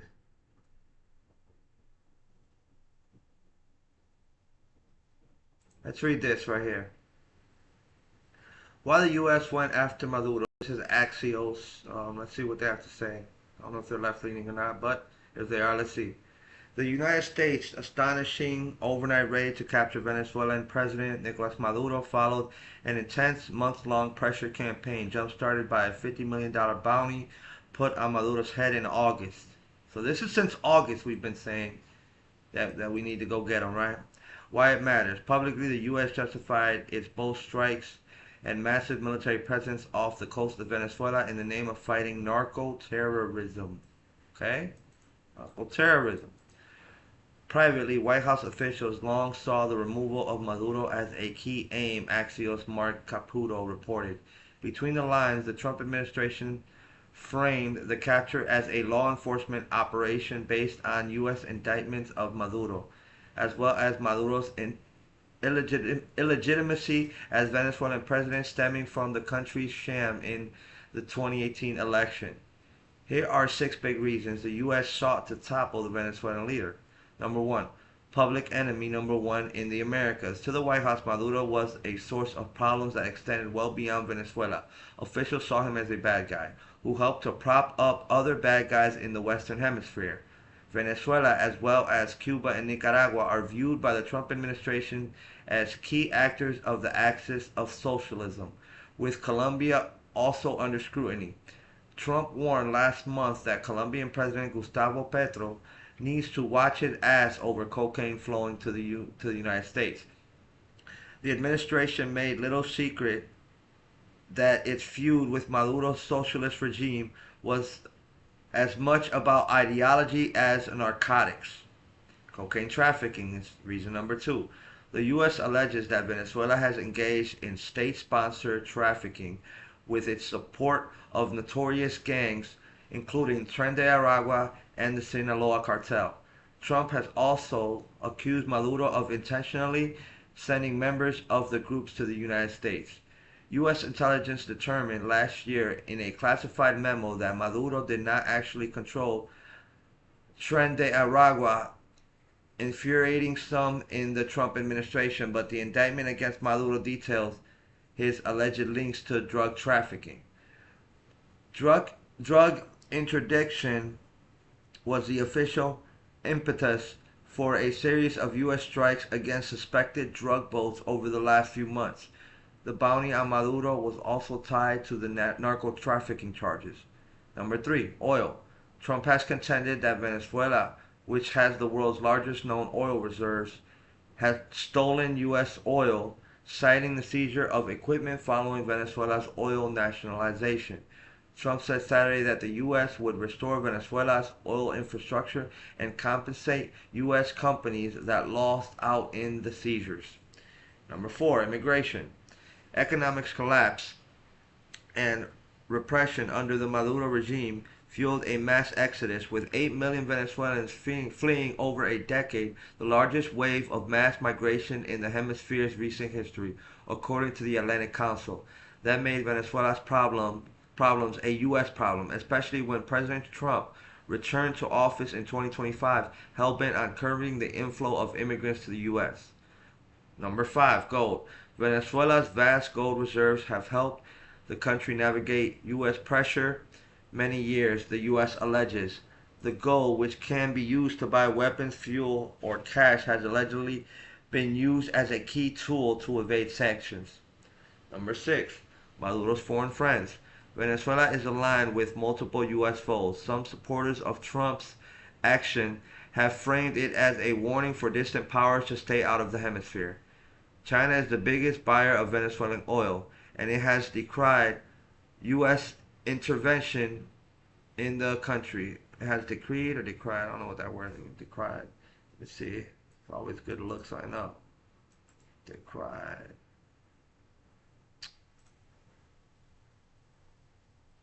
Yeah, to decry. Let me see how it's supposed to. Decry. Yeah, so it has decried. So it's pretty much that's a good word to know. So this to publicly denounce or condemn. So they decried the U.S. intervention in the country. Iran and its Lebanese proxy Hezbollah have linked arms with Venezuela under the Axis of Unity banner, grounded in opposition to U.S. foreign policy. So Iran, Hezbollah, these are terrorist groups, and they're aligned with Venezuela. That's another big point, big fact of this.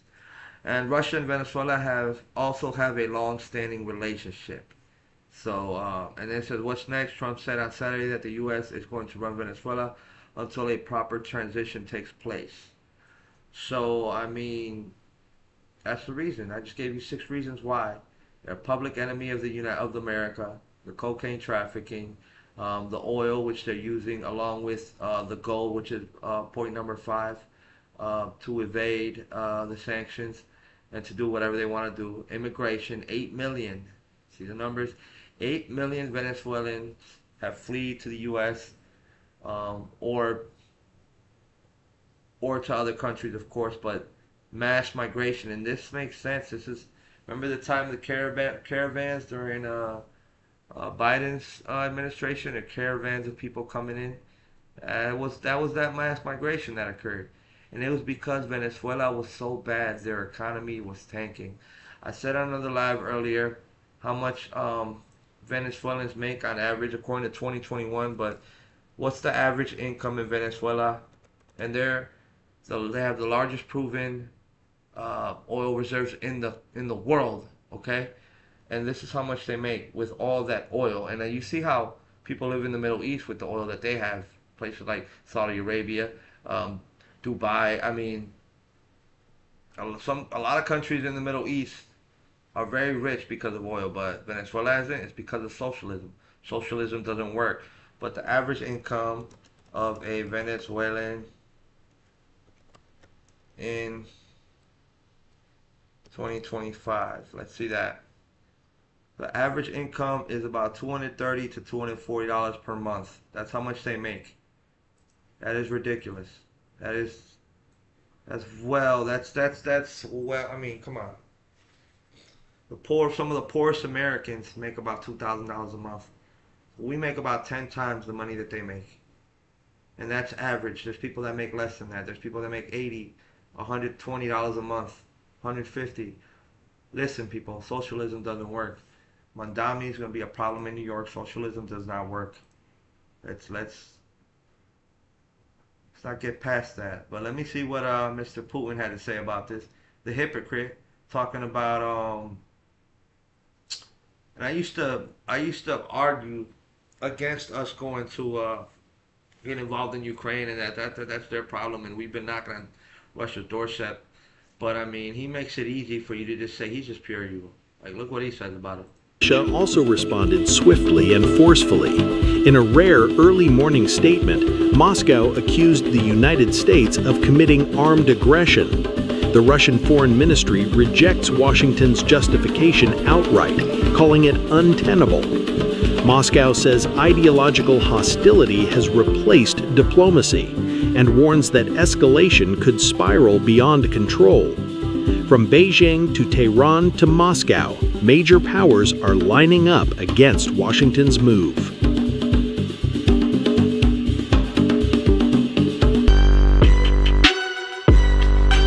Donald Trump posted a Venezuela raid video showing multiple blasts in capital Caracas.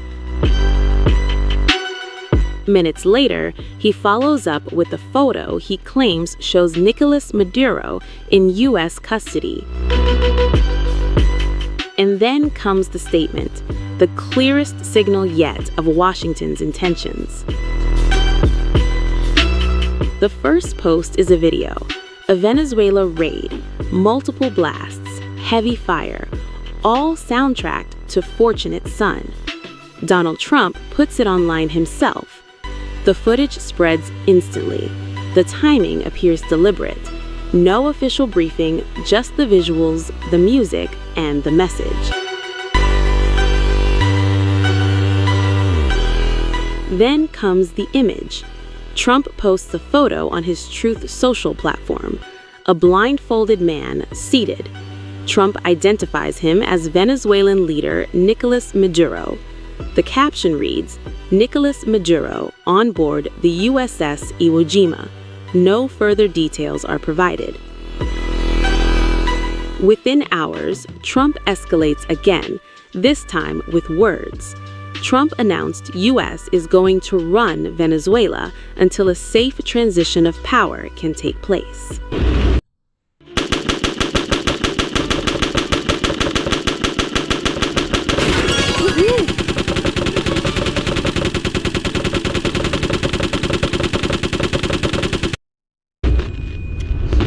Late last night and early today, at my direction, the United States Armed Forces conducted an extraordinary military operation in the capital of Venezuela.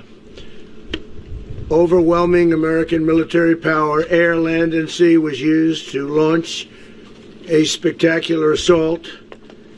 And it was an assault like people have not seen since World War II.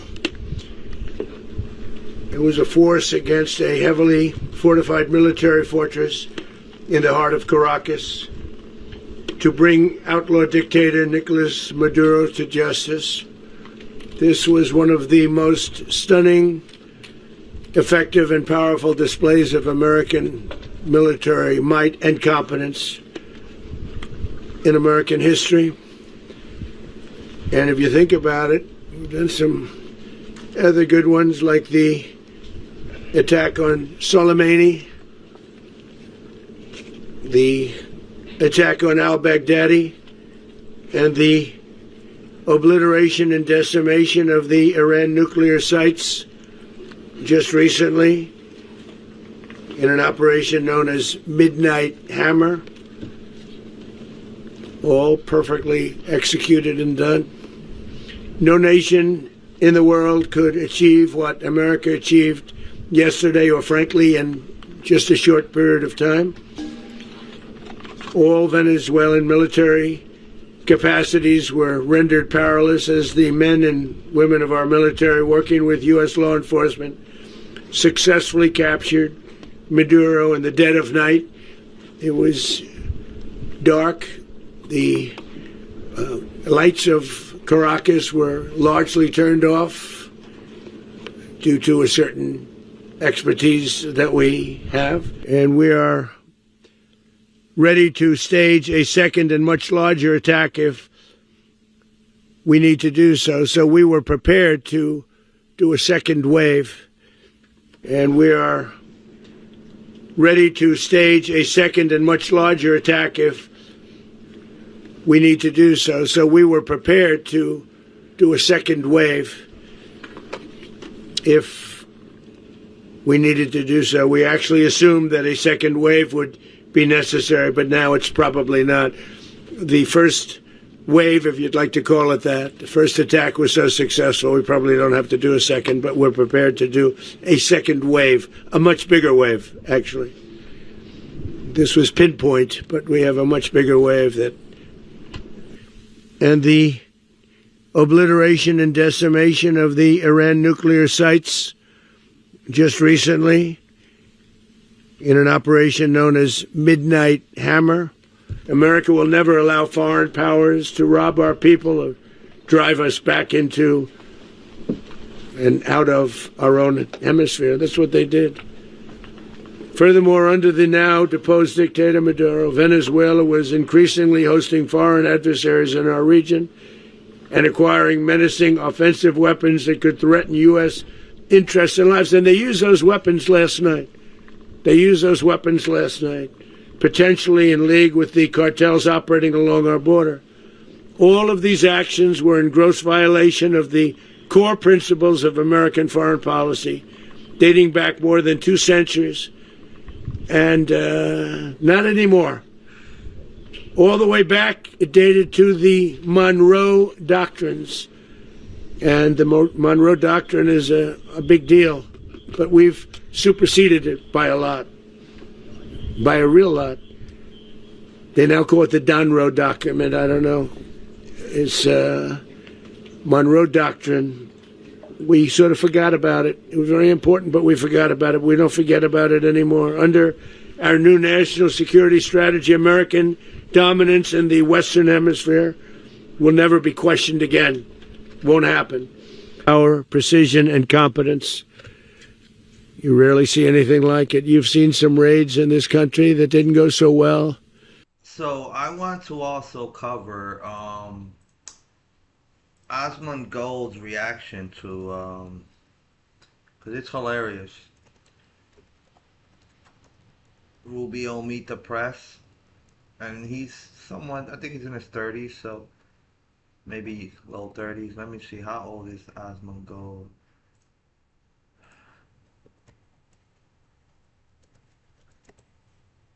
About 36 years old. Watch this right here.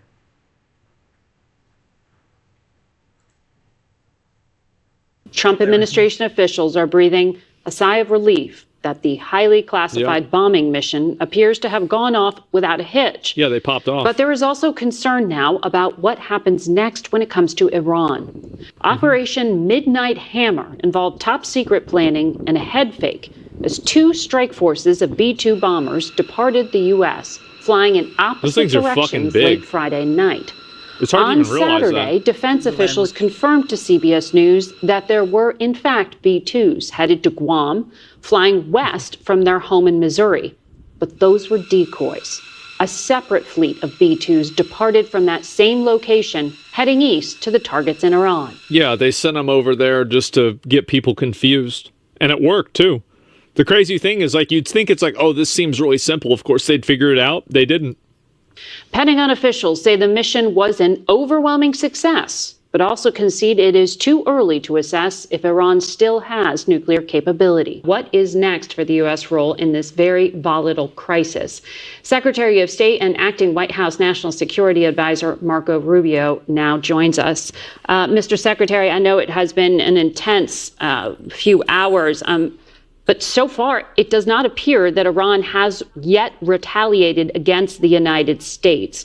What intelligence do you have at this point about their capabilities to respond, the intent of their proxies? Is there any kind of command and control structure left to activate them? Yeah, well, we'll see what Iran decides to do. I think they should... He doesn't even give a fuck. The language. Choose the route of peace. Okay. We've done everything. We have bent over backwards, okay, to create a deal with these people. Steve Witkoff has traveled the world extensively, met with them. Well, not even met with them, met through the Omanis with them and discussed back and forth. We even put So a liberal, the moment they hear these people, what? Did you just say these people? Now he's a racist. Now he's a right away, right? Identity politics, race politics. But let him continue, because hilarious. This interview is just, I had to cover it. It's hilarious.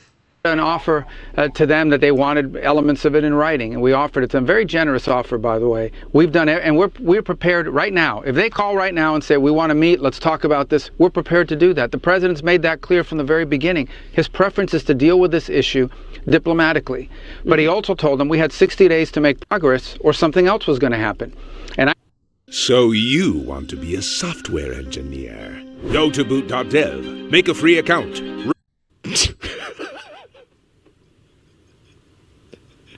And on day 61, everybody in the leadership and the negotiations just happened to get killed. Well,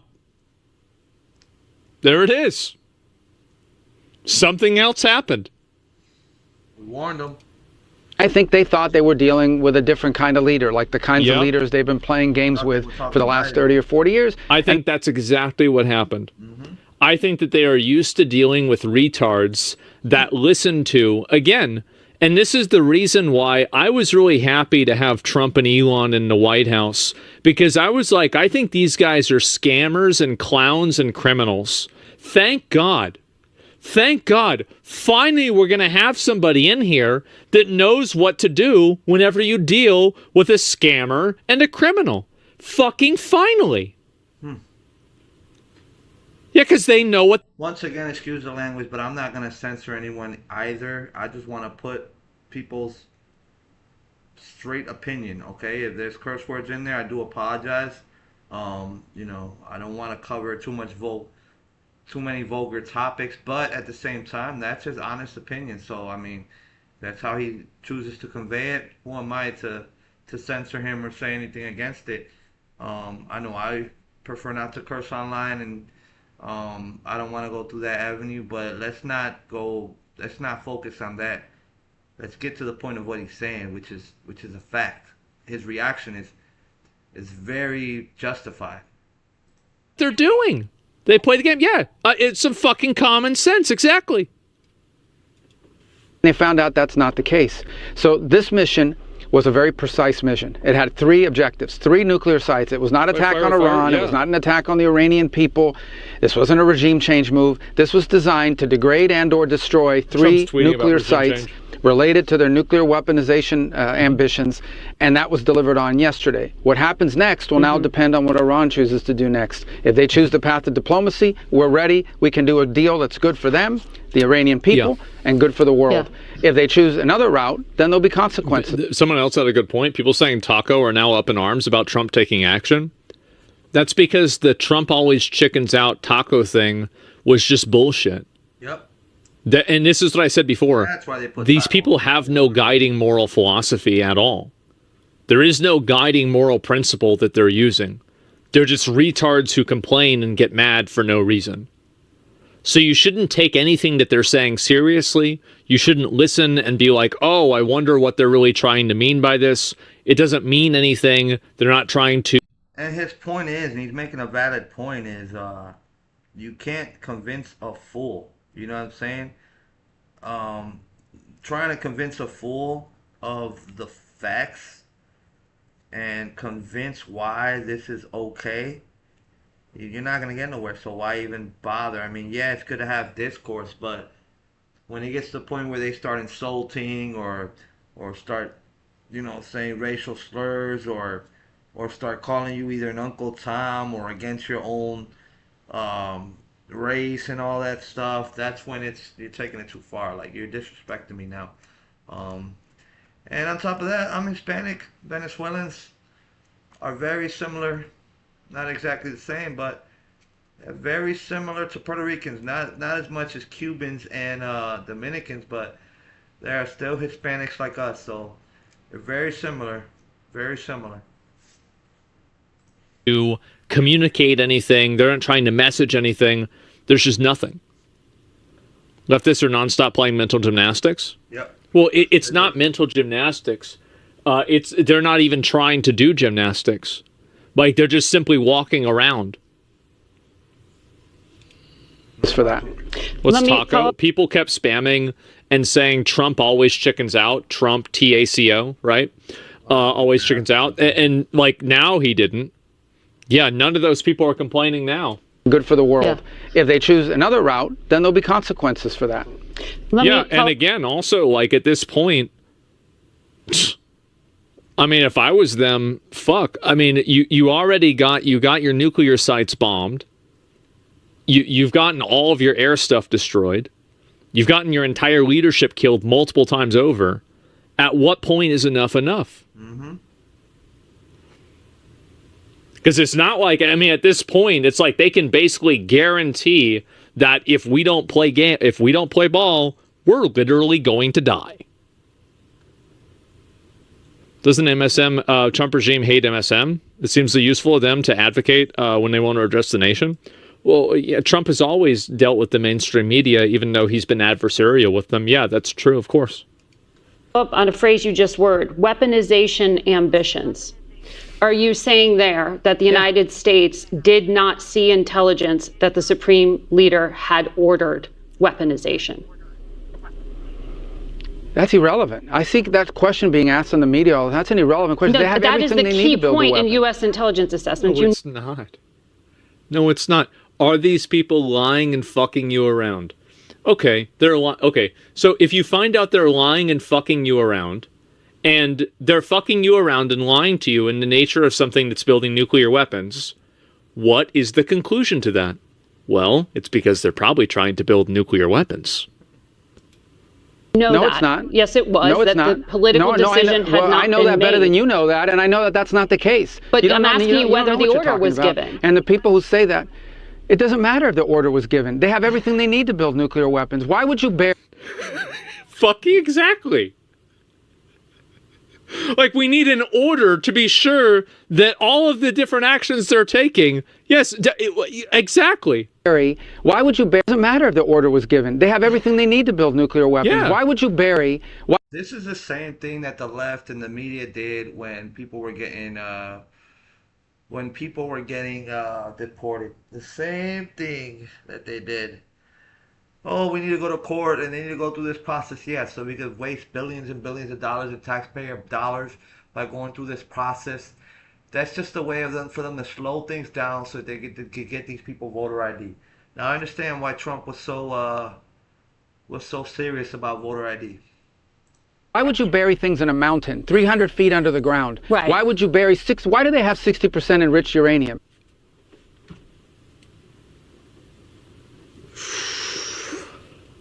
Oh, God, bro. I've been waiting on this. Ooh, I've been waiting on this for a while. Oh, my God. Holy shit. Thank God. Finally. You don't need 60% enriched uranium. The only countries in the world that have uranium at 60% are countries that have nuclear weapons. Right. Oh, wow, what a surprise. Wow, what are the odds? Bro's not playing? Yeah. Can quickly make it 90. They have all the elements. They have. Why do they have a space program? Is Iran going to go to the moon? No.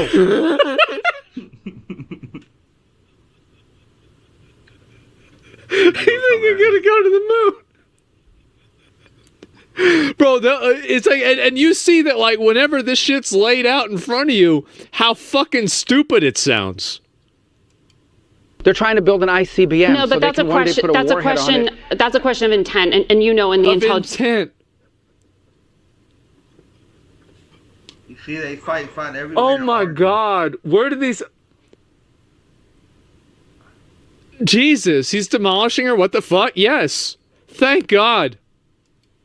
Assessment that it was that Iran wanted to be a threshold How do you state know and what the use this intelligence leverage. assessment says? I'm How do talking you about know what the the public intelligence assessment March says? assessment, and that's why I was asking you if you know something more from but March. that's also if an order inaccurate was representation of it. That's an accurate representation of it. That's not how intelligence is read. That's not how intelligence is used. Here's what the whole world knows. Forget about intelligence. Jesus Christ, bro. Oh my God, I love this. This is amazing. What the IAEA knows, they are enriching uranium well beyond anything you need for a civil nuclear So program. why? Yeah, exactly. Oh, so she just immediately agrees on this. You immediately agree on this, but you want to pretend like the. Oh my God.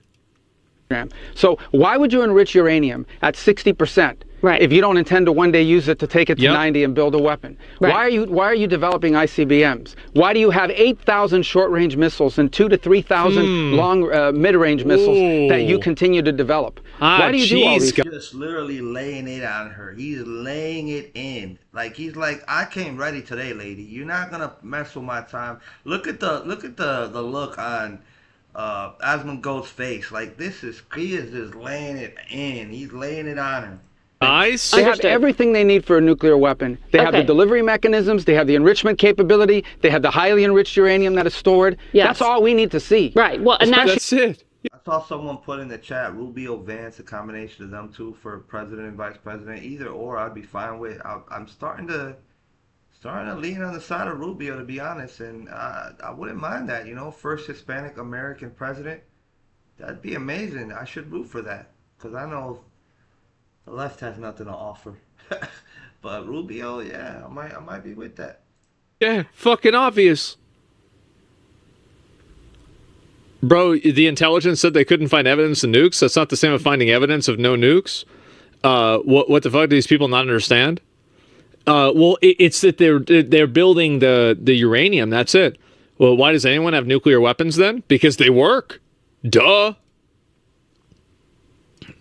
In the hands of a regime that's already involved in terrorism and proxies and all kinds of things around. They are the source of all yes, and no one's disputing that. I'm not doing that here. No one's disputing that Iran is causing all of the problems over there. No one's disputing that Iran is funding terrorist organizations. No one's disputing that they're enriching uranium to 60%. But somehow, we're supposed to pretend like they weren't trying to build a bomb.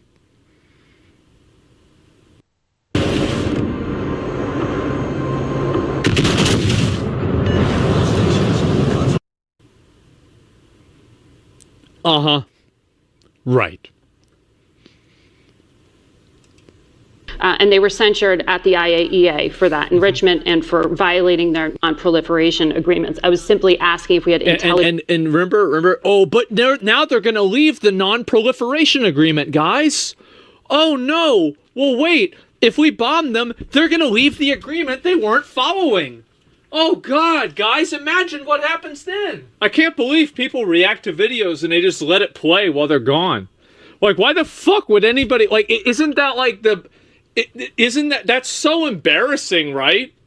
That, like, people just want to watch they don't even care about you? Like, it's crazy. Okay. That there was an order to weaponize, because you said weaponization ambitions. Well, we have intelligence that they have everything they need to build a nuclear weapon, and that's more than enough. Yeah. Okay. I want to ask you on the policy front. There are personnel throughout the Middle East from the United States, in Bahrain, in Kuwait, in other bases. If those countries are attacked by Iran because of their association with the United States, will the United States defend them? I don't know. Maybe. Well, that's exactly why they're there. That's a great point, actually. Do you know why we have bases in Bahrain and Qatar and UAE and all these places? All of those bases are there because those countries are afraid that Iran will attack them. If Iran was not a threat to the region, if the Iranian regime, because I'm talking about the Iranian people, the regime was not a threat to the region, we wouldn't have to have any of these bases. Those bases are there because those countries are petrified. He's totally fucking cooking her. Yep. This is brutal. Jesus. That the Iranian Shia clerics that run that country will attack their country. Will the United States defend them if they are? As you know, they've got a very difficult history. What is this? It's not a nuke because it's disassembled logic she's using? It's just stupid. We're there. That's why we're there. So but yes, we will defend them. Is what they're threatening to do. So we'll defend our people, obviously.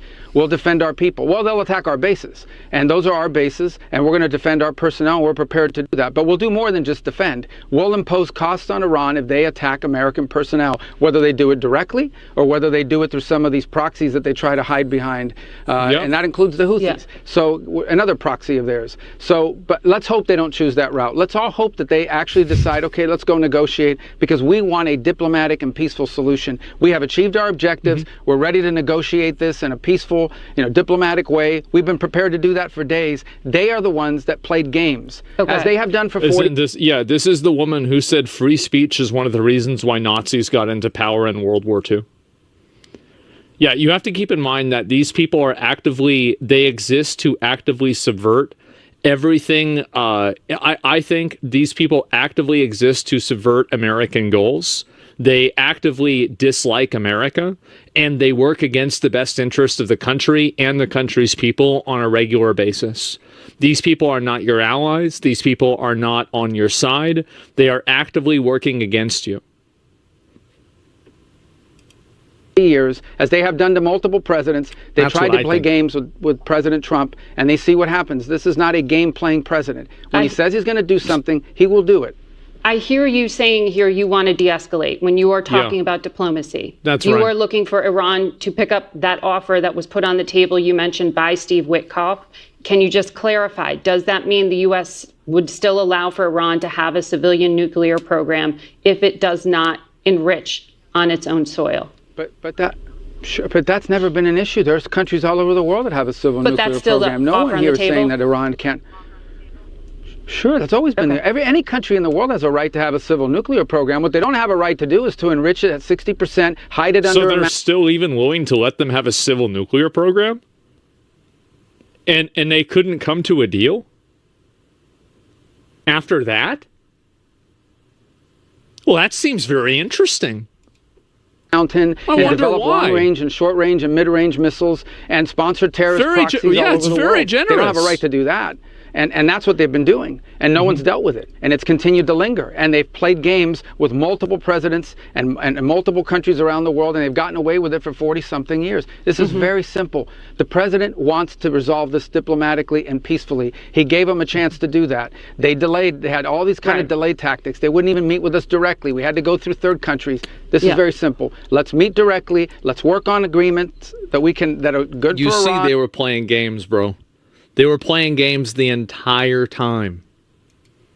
And good for the Iranian people in particular, good for the safety and security of the world and the United States. That's always been our preference. That continues to be our preference. But they're the ones that were playing games with us. And these are the consequences. We had to achieve those objectives. We had 3 objectives yesterday: Fordo, Natanz, and Esfahan. Iran just said they're going to decide the timing, nature, and scale of its response against the U.S. message. For sure, guys. Yeah. We conducted a brilliant military operation under the command of President Trump, and obviously great credit to Secretary Hegseth and General Kurilla and General Kane and all the airmen and the phenomenal people in the U.S. military. No other military in the world could have done this. No, We've it was achieved those astounding. objectives. What happens next is up to the regime. Okay, the regime wants peace. We're ready for peace. Okay. They want to do something else.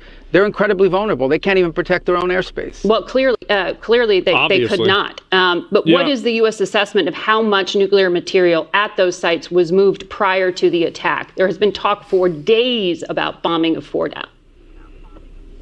Well, look, we don't. No one will know for sure for days, but I doubt they moved it because you really can't move anything right now, and they can't move anything right now inside of Iran. I mean, the minute a truck starts driving, Can't they read radiation signals from like satellites?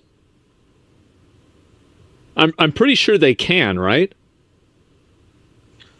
But in a nutshell, I'm pretty much done with my live tonight. I just want to show y'all reaction to what's going on